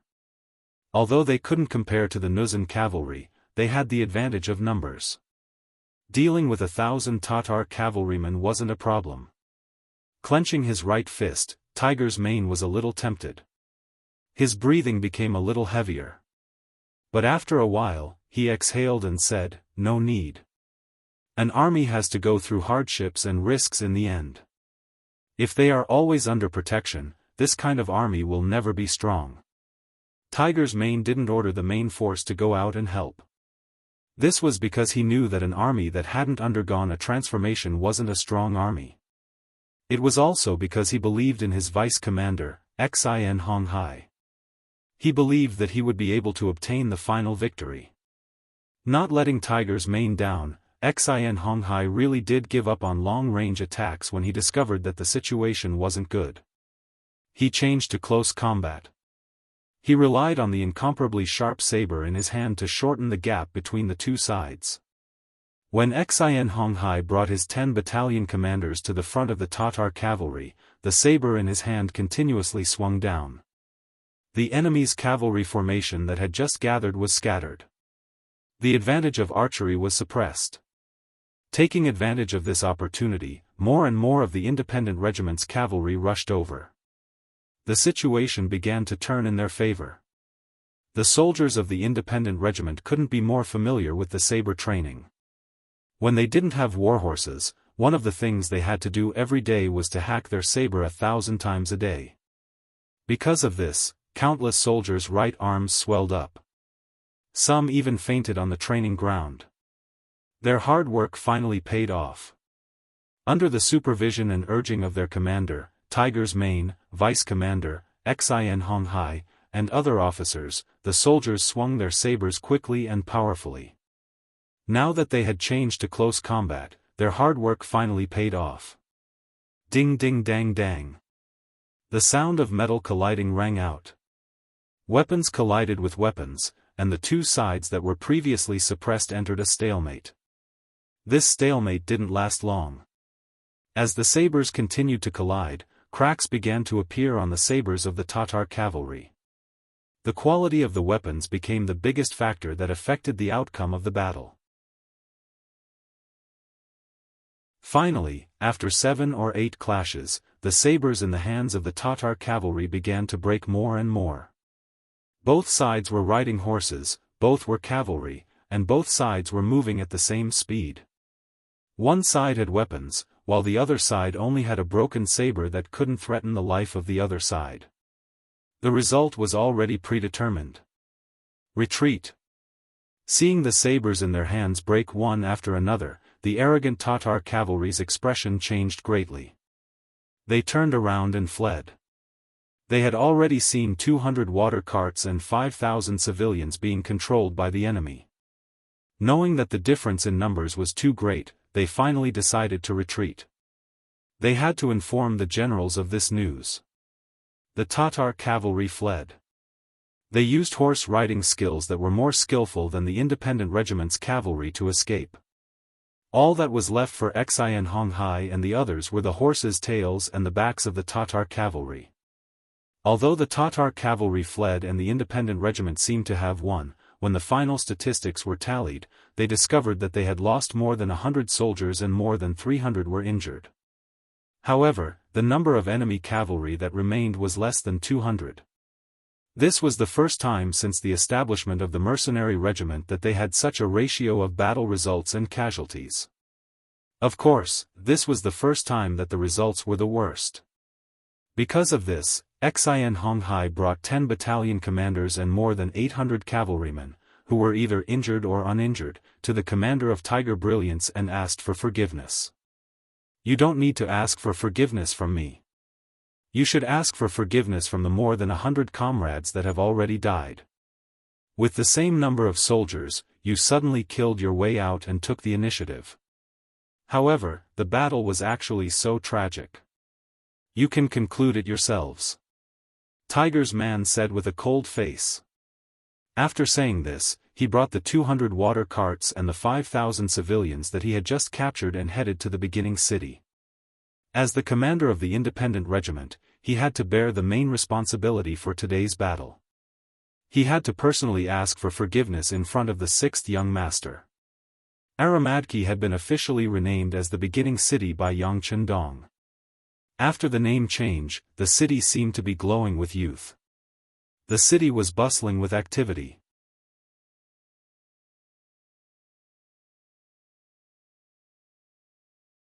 Chapter 697. Under Yang Chendong's orders, a large number of trees and stones were carried into the city. Temporary houses were either reinforced or uprooted from the ground. Since they were going to choose this place as their base camp, they naturally had to build a place for the army to live. Rows of brave cavalrymen dismounted from their warhorses and became construction workers to build their own homes. Not only them, but the thousands of people in the city were also busy. Among them, except for the children, everyone else joined the army to build the city. The old men and young men worked with the mercenary soldiers and could earn 1 or 2 taels of silver every day. This was naturally a great temptation for them. Even the women entered the logistics camp to help cook. In this way, not only could they eat 3 meals in the army, but they could also earn half a tael of silver a day. This was an unprecedented good thing. For the thousands of people in the city, silver was a very distant thing. They almost did not have an impression of it. The daily necessities were the men hunting and the women mending clothes.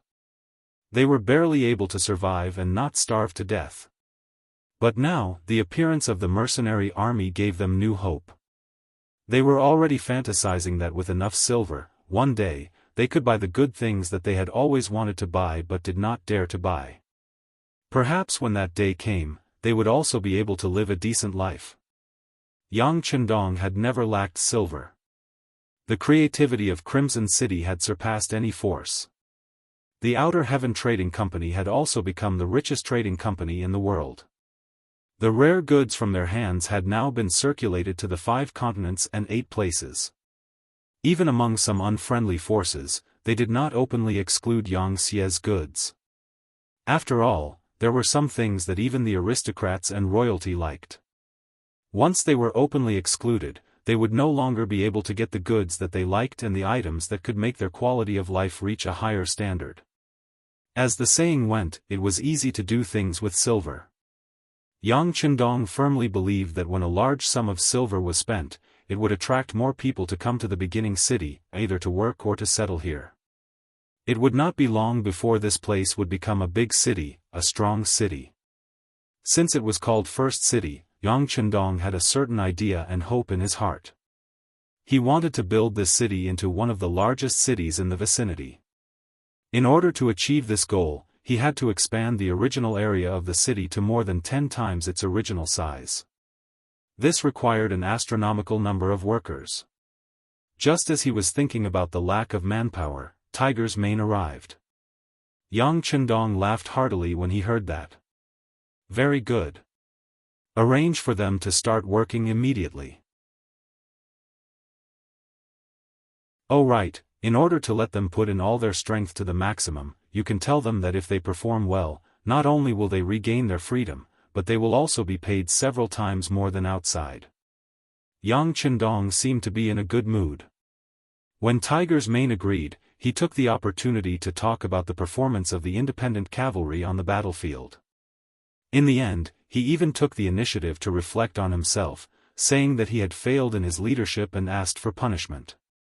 The 10 cavalry battalions that were established after the independent regiment were not trained by Tiger's Mane. They were just ordinary soldiers from the Baiming Guards. In terms of military quality, they could only be said to be average. If not for the fact that he did not want to reveal his identity and whereabouts at that time, he was afraid that these people would have been released at that time. However, since they had stayed for such a long time, and after they understood the situation of the mercenaries, they also wanted to join. Yang Chendong naturally could not refuse. This gave them the opportunity to enlist in the army, and even become a glorious cavalry. However, a weak foundation was a weak foundation. This was an indisputable fact. This battle had already exposed too many of their weaknesses and shortcomings. Normally, if it were any other general, they would have given up on this kind of army. After all, training a qualified cavalry required a lot of energy and financial resources. Even training an excellent cavalry required more time and effort than training 5 infantrymen. However, since they were fated to join the mercenary army, Yang Chendong couldn't just leave them be, based on the principle of not giving up on them.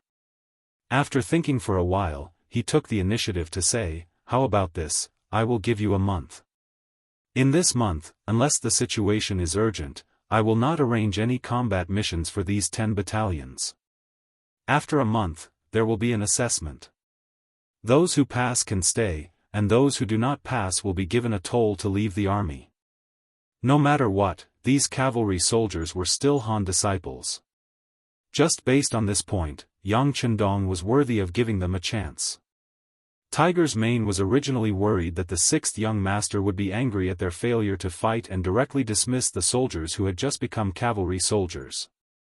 After all, in the army, survival of the fittest was too common.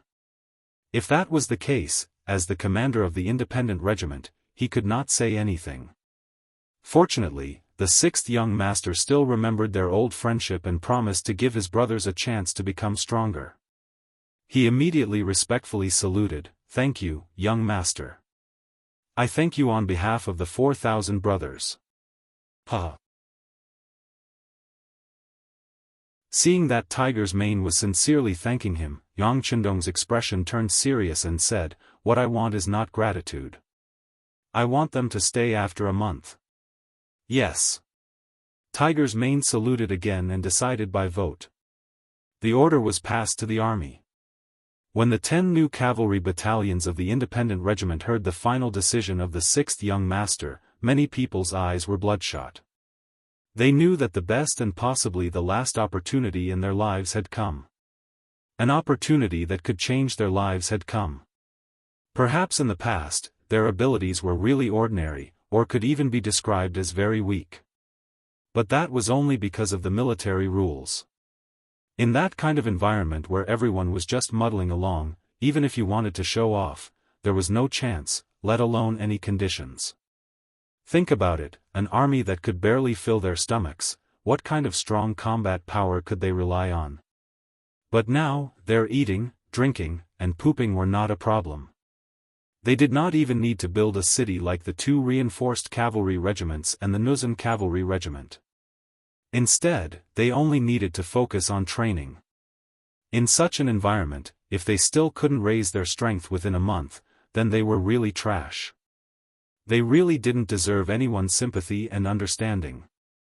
Although they still could not be like the Nuzan cavalry regiment in a month's time, they were at least stronger than ordinary cavalry and reached the standard of second-class cavalry.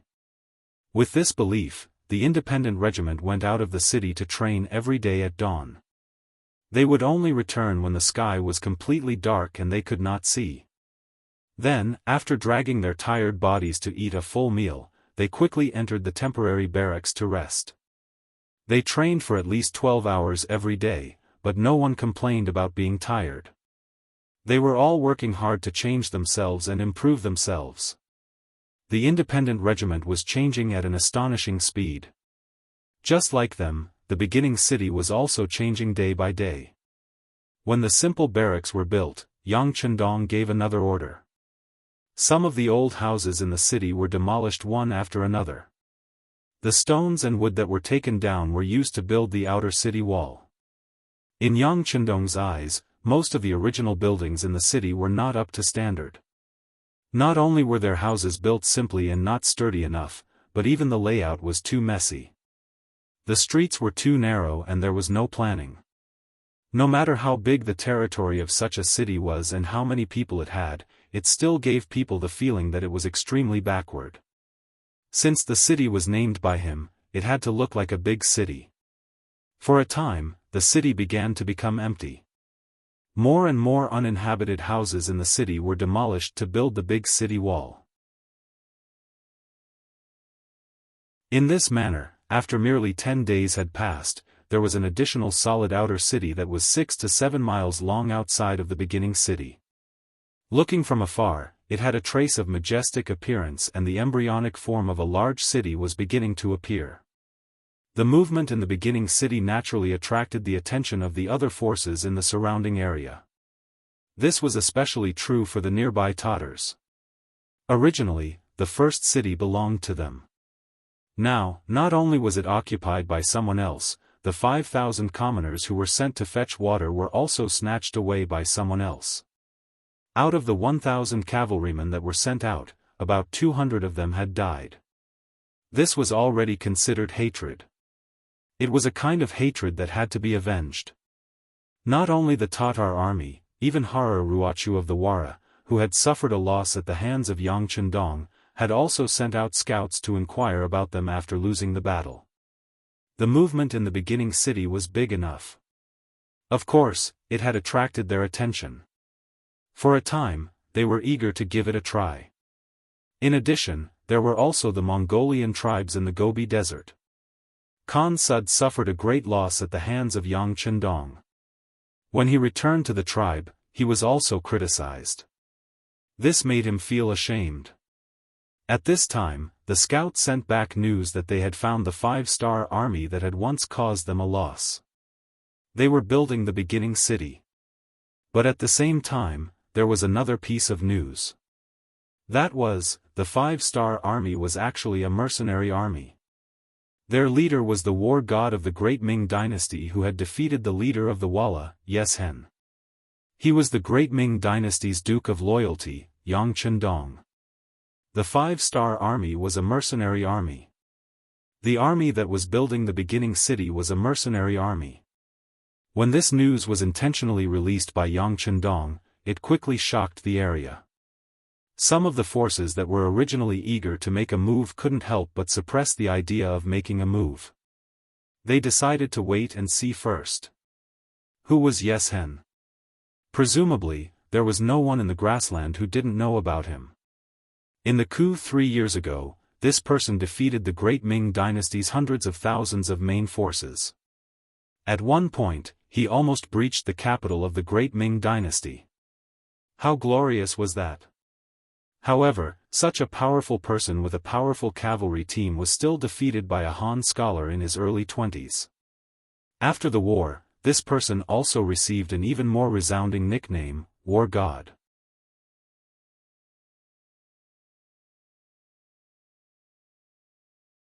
Chapter 698. This battle caused the name of the god of war to resound throughout the Mongolian grasslands. This made many people want to get to know this person better. Now, this person had appeared on the grasslands and was in front of them. As the saying went, a person's name was like a tree's shadow. After he announced his name, who knew how many Mongolian soldiers were afraid? They had no choice but to withdraw their evil claws. They wanted to take a look first. The construction of the first city was still in full swing. When Yang Chendong intentionally asked the reconnaissance camp to release the news that the mercenary army would purchase a large amount of wood and a large number of stones needed for the construction of the city, they would purchase them at a price 10% higher than the market price as long as they were sent to the first city and the materials were suitable. More and more nearby merchants had come here to do business. More and more materials were sent in from all directions, and the construction speed of the city began to increase. More and more people came to work here, freeing up a large number of mercenaries. However, the construction speed did not slow down. After 20 days, the outer city walls had begun to take shape. Looking from afar, it looked majestic. What was even more surprising was that no army had come to find trouble or attack this place after such a big move, which was tantamount to snatching meat from the mouths of others. This could be said to be a miracle. However, only Yang Chendong knew that this was only because of his name as the god of war and the strength of the mercenaries. This fear was only temporary.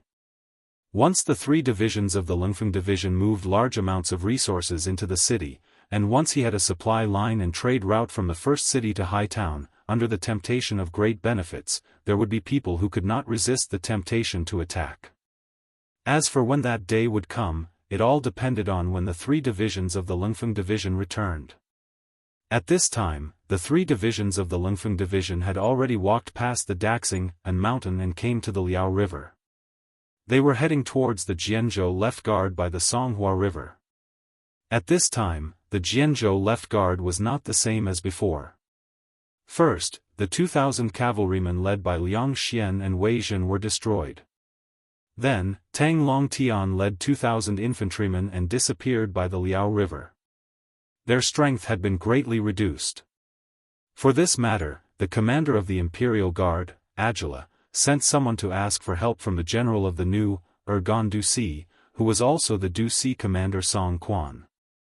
The people had been sent out, but it would take some time to get a result. It was at this moment that the 3 divisions of the Cold Front Division suddenly appeared in the vicinity of the Jianzhou left guard.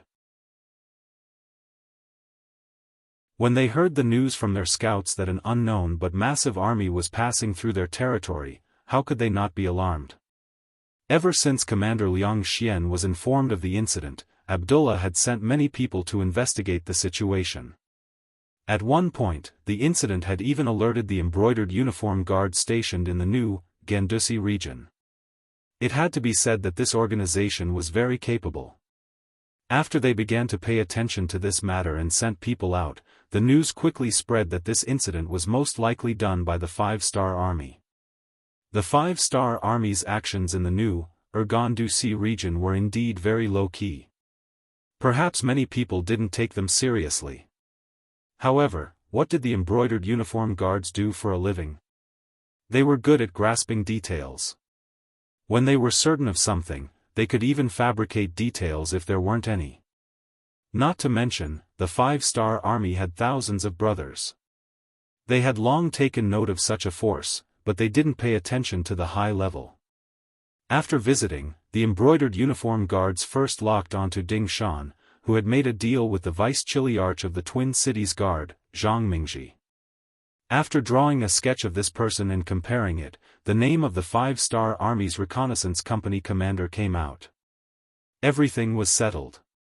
After the incident was reported, the 5-star Army became the main opponent of the Beiming Guards army. They were an existence that everyone wanted to kill. However, for some reason, the targets suddenly disappeared.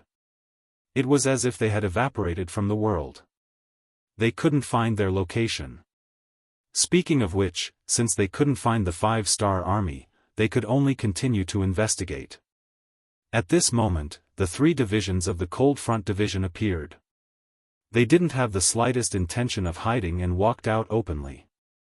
Not only that, but they even headed straight for the Jianzhou left guard's base. Their target was so clear that it gave the guard commander Abdullah a fright. Abdullah ordered his men to close the city gate, which wasn't too tall or too big, while gathering more than 1,600 infantrymen. He personally went up the city gate tower and watched the army slowly approaching from afar. Cold sweat kept dripping down his forehead. As mentioned before, Abdullah was good at fighting. He had relied on his own abilities to reach his position. It was precisely because of this that he was different from those who had inherited their official positions. He had a more precise ability to judge and analyze the battlefield. When he saw the 3 divisions of the Cold Front Division approaching from afar, his intuition told him that if both sides were to fight, he wouldn't be a match for them. At the thought of this, more cold sweat dripped down his forehead. He thought to himself, what's going on? Why did a force that didn't belong to us suddenly appear? How come I didn't know about it at all? The 3 divisions of the Cold Front Division didn't advance slowly. They were all cavalrymen, so they could maintain their speed to the greatest extent. In addition, Yang Chendong had ordered them to make a big fuss, so they didn't have to hide anything along the way. Their speed became faster and faster. The army that was still far away soon arrived at the foot of the Jianzhou left guard city. The 2nd Regiment, which was in charge of the vanguard, also arrived at the foot of the city and began to get into formation. Chen Bo, who was the regiment commander and the political commissar of the 3 divisions, was the first to leap out of his horse. When he looked up, he saw Abdullah looking at him from top to bottom. The 2 people's gazes met at this moment. After about a breath of time, Chen Bo took a loudspeaker that could be used as a loudspeaker and began to loudly shout, "The generals on the city walls and the soldiers of northern Ming, listen up. I am an officer of the mercenary army under the command of the Duke of Loyal and Bold of the Great Ming. This time, I came from afar without the slightest bit of malice. I just want to borrow your path. As long as you don't act rashly, your safety can be guaranteed." Chen Bo stopped after shouting this sentence twice. Under his signal, a bow and arrow carrying a letter was shot up the city wall tower and landed at Abdullah's feet. The great Ming dynasty's Duke of Loyalty and Courage? Abdullah muttered something under his breath as he picked up the bow and arrow that had fallen to the ground. He then opened the letter and read it. The contents of the letter were even more detailed and confirmed what Chen Bo had said earlier. When the great Ming dynasty's Duke of Loyalty and Courage heard that the Walla in the north intended to invade the border, he had already arrived at the grasslands in the north. He wanted to build a rear base called Shur City there. However, considering the shortage of supplies, he needed a sufficiently safe logistical path. Thus, he chose the new, Gandusi area. The Jianghu Left Guard city's defensive position happened to be on the chosen supply route. The introduction in the letter was quite detailed. It explained the cause and effect of the matter very clearly and also expressed a certain degree of goodwill. In other words, they were only borrowing the route and did not have the slightest intention of staying in the new, Gandusi area or occupying a territory. They also asked for the other party's cooperation. Of course, if the other party had any ideas, sorry, but it was not impossible for them to fight. At the end of the letter, Yang Chendong also said that the Han people in the world were originally one family. This time, he was helping the Han people to deal with the foreign tribes in the north. However, if someone dared to play any tricks behind his back, he did not mind taking action to deal with the foreign forces first. By then, whoever wanted to use the mercenaries would have to pay 10 times, 100 times, or even 1,000 times the price. The great Ming dynasty's Duke of Loyalty and Courage was nicknamed the God of War. Not to mention, during the year that this person went to the south, he had successively defeated the troublemaking Huang bandit army and destroyed Jiaoji and Kanglan nations. This was something that even the great Ming dynasty could not do. Now that Yang Chendong had done it, how could such a person be easy to deal with? Now that this person had appeared in his line of sight, Abdullah already had the feeling that he was no match for this person even before the battle started. Then again, he was only a commander of the Imperial Guard and his authority was limited. Such a major matter was not something that he could make the decision on. He still needed to seek instructions from the higher-ups and listen to their arrangements. Abdullah did not want to offend the other party, so he quickly replied, "General, this matter is of great importance. Please allow me to seek instructions from the higher-ups before making a decision.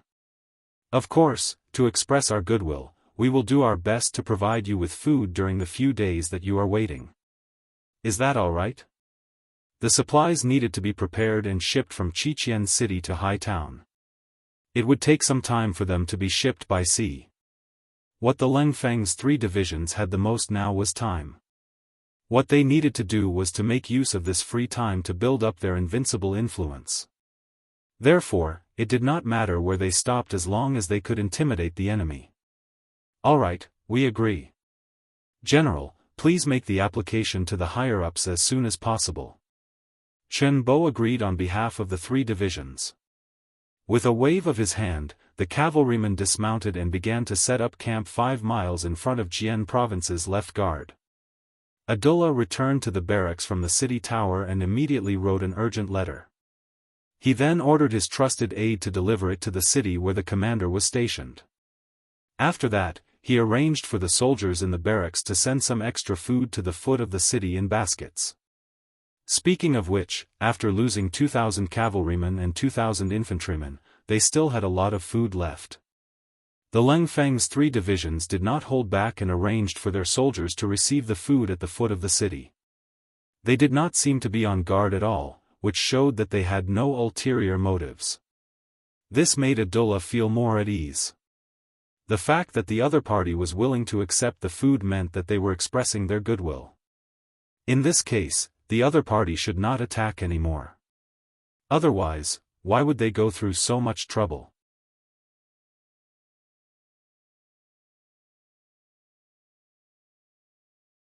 Chapter 699. Food was sent out on time every day, and Abdullah would go up to the city tower to check on the situation. Not only him, but all the soldiers in the guard station were also paying close attention to the army below the city. As time went by, even the Baiming citizens in the city would use their connections to go up to the city tower just to see the army under the Duke of Loyalty's command. Everyone was shocked by what they saw. No one knew if it was intentional or not, but the next morning, the 3 divisions of the Cold Front Division began their military training and drills. The 3 divisions of the Cold Front Division had been expanded after the Battle of Liao River, and some of them were former soldiers of the Baiming Guard Station. They formed the 4th and 5th Battalions of the Cold Front Division with the veterans of the Cold Front Division. In other words, the 4th and 5th Battalions of the 1st, 2nd, and 3rd Regiments were all recruit battalions, and their combat strength was relatively weak. However, this was only in comparison. If they were to fight against the Nuzan cavalry, they would not lose out. There were a total of 6 battalions, and because they were newly formed, their combat strength was not up to the overall standard of the Cold Front Division.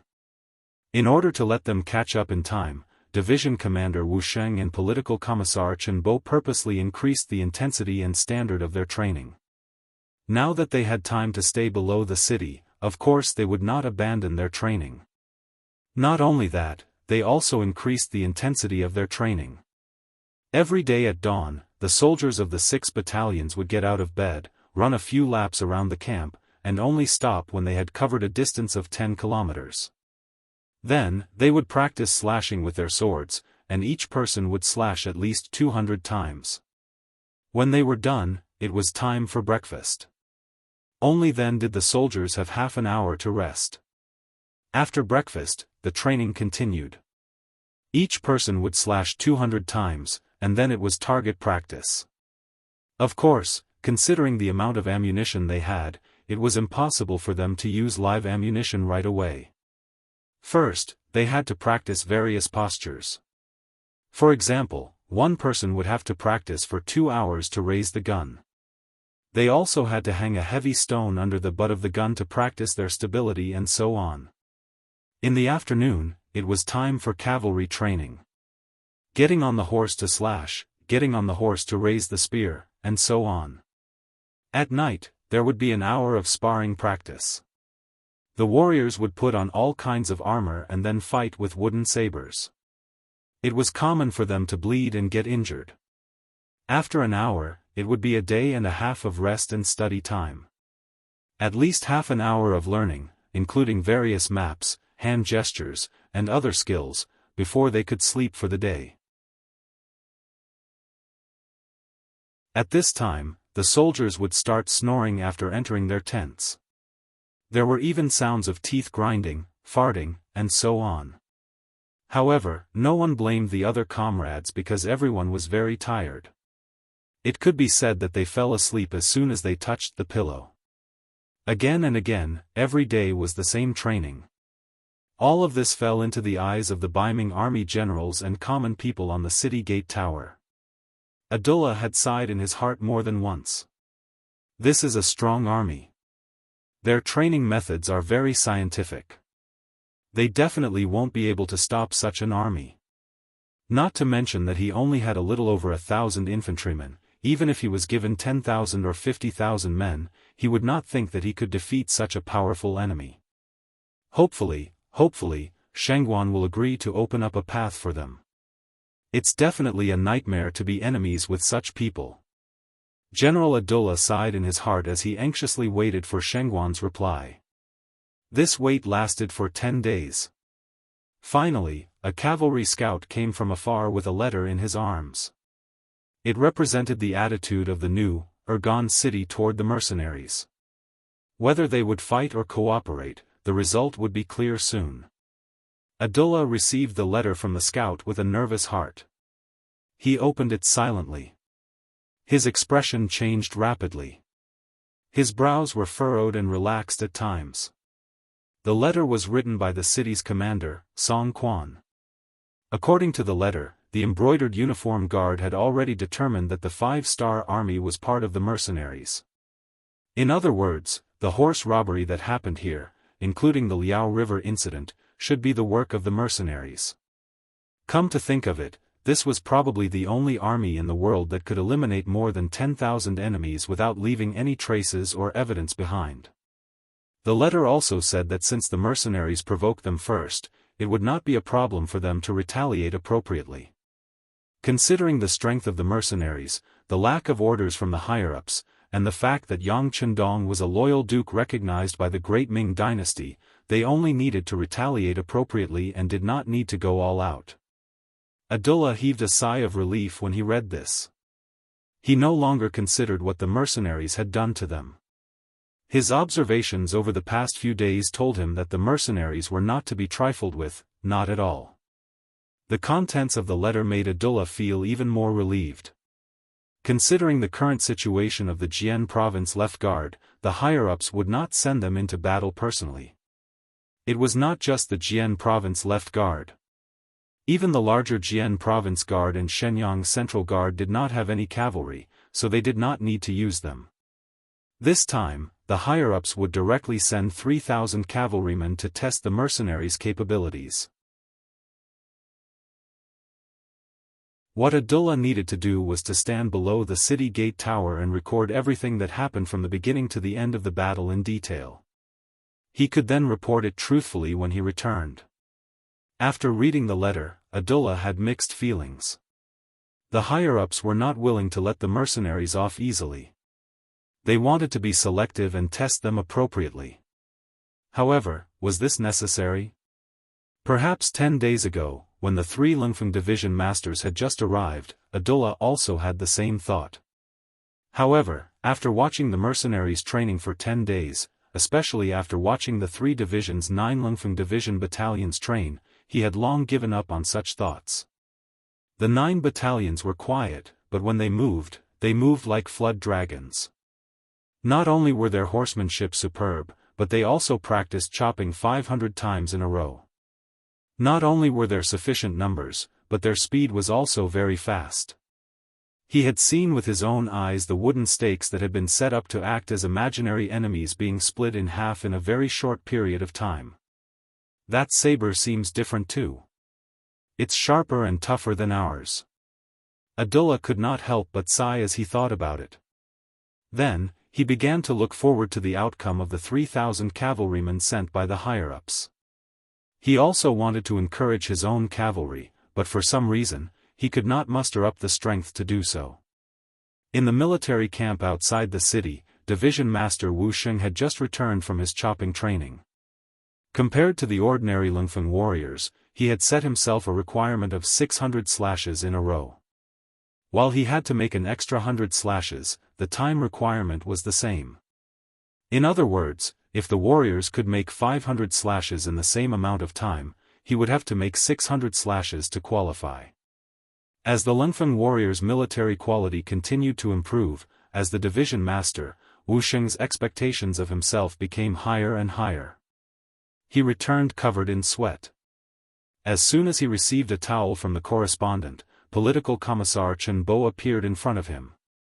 Division Master, the Baiming Division has already sent someone back to the city. They should have received some news. However, the other party has no intention of contacting us. It seems like the news is not necessarily good. I'm afraid we'll have to fight. The moment Chen Bo entered the room, he took a towel from the correspondent behind him and wiped his face. It was obvious that he was also covered in sweat. It was obvious that he had just finished his training. Let's fight then. If we don't fight, some people won't know how powerful we are. The warriors below have been holding back for a long time. It's a good opportunity for them to vent their frustrations, Wuxia said nonchalantly. His face was filled with fighting spirit and confidence. All right, let's wait and see. Chen Bo said unhurriedly. In their eyes, the Baiming division's cavalrymen were nothing. Even though they knew that a big battle was coming, they were not nervous at all. They did not even need to prepare. This was because the three divisions of the Lingfeng division had always been on the first level of combat readiness. They were ready to fight at any time.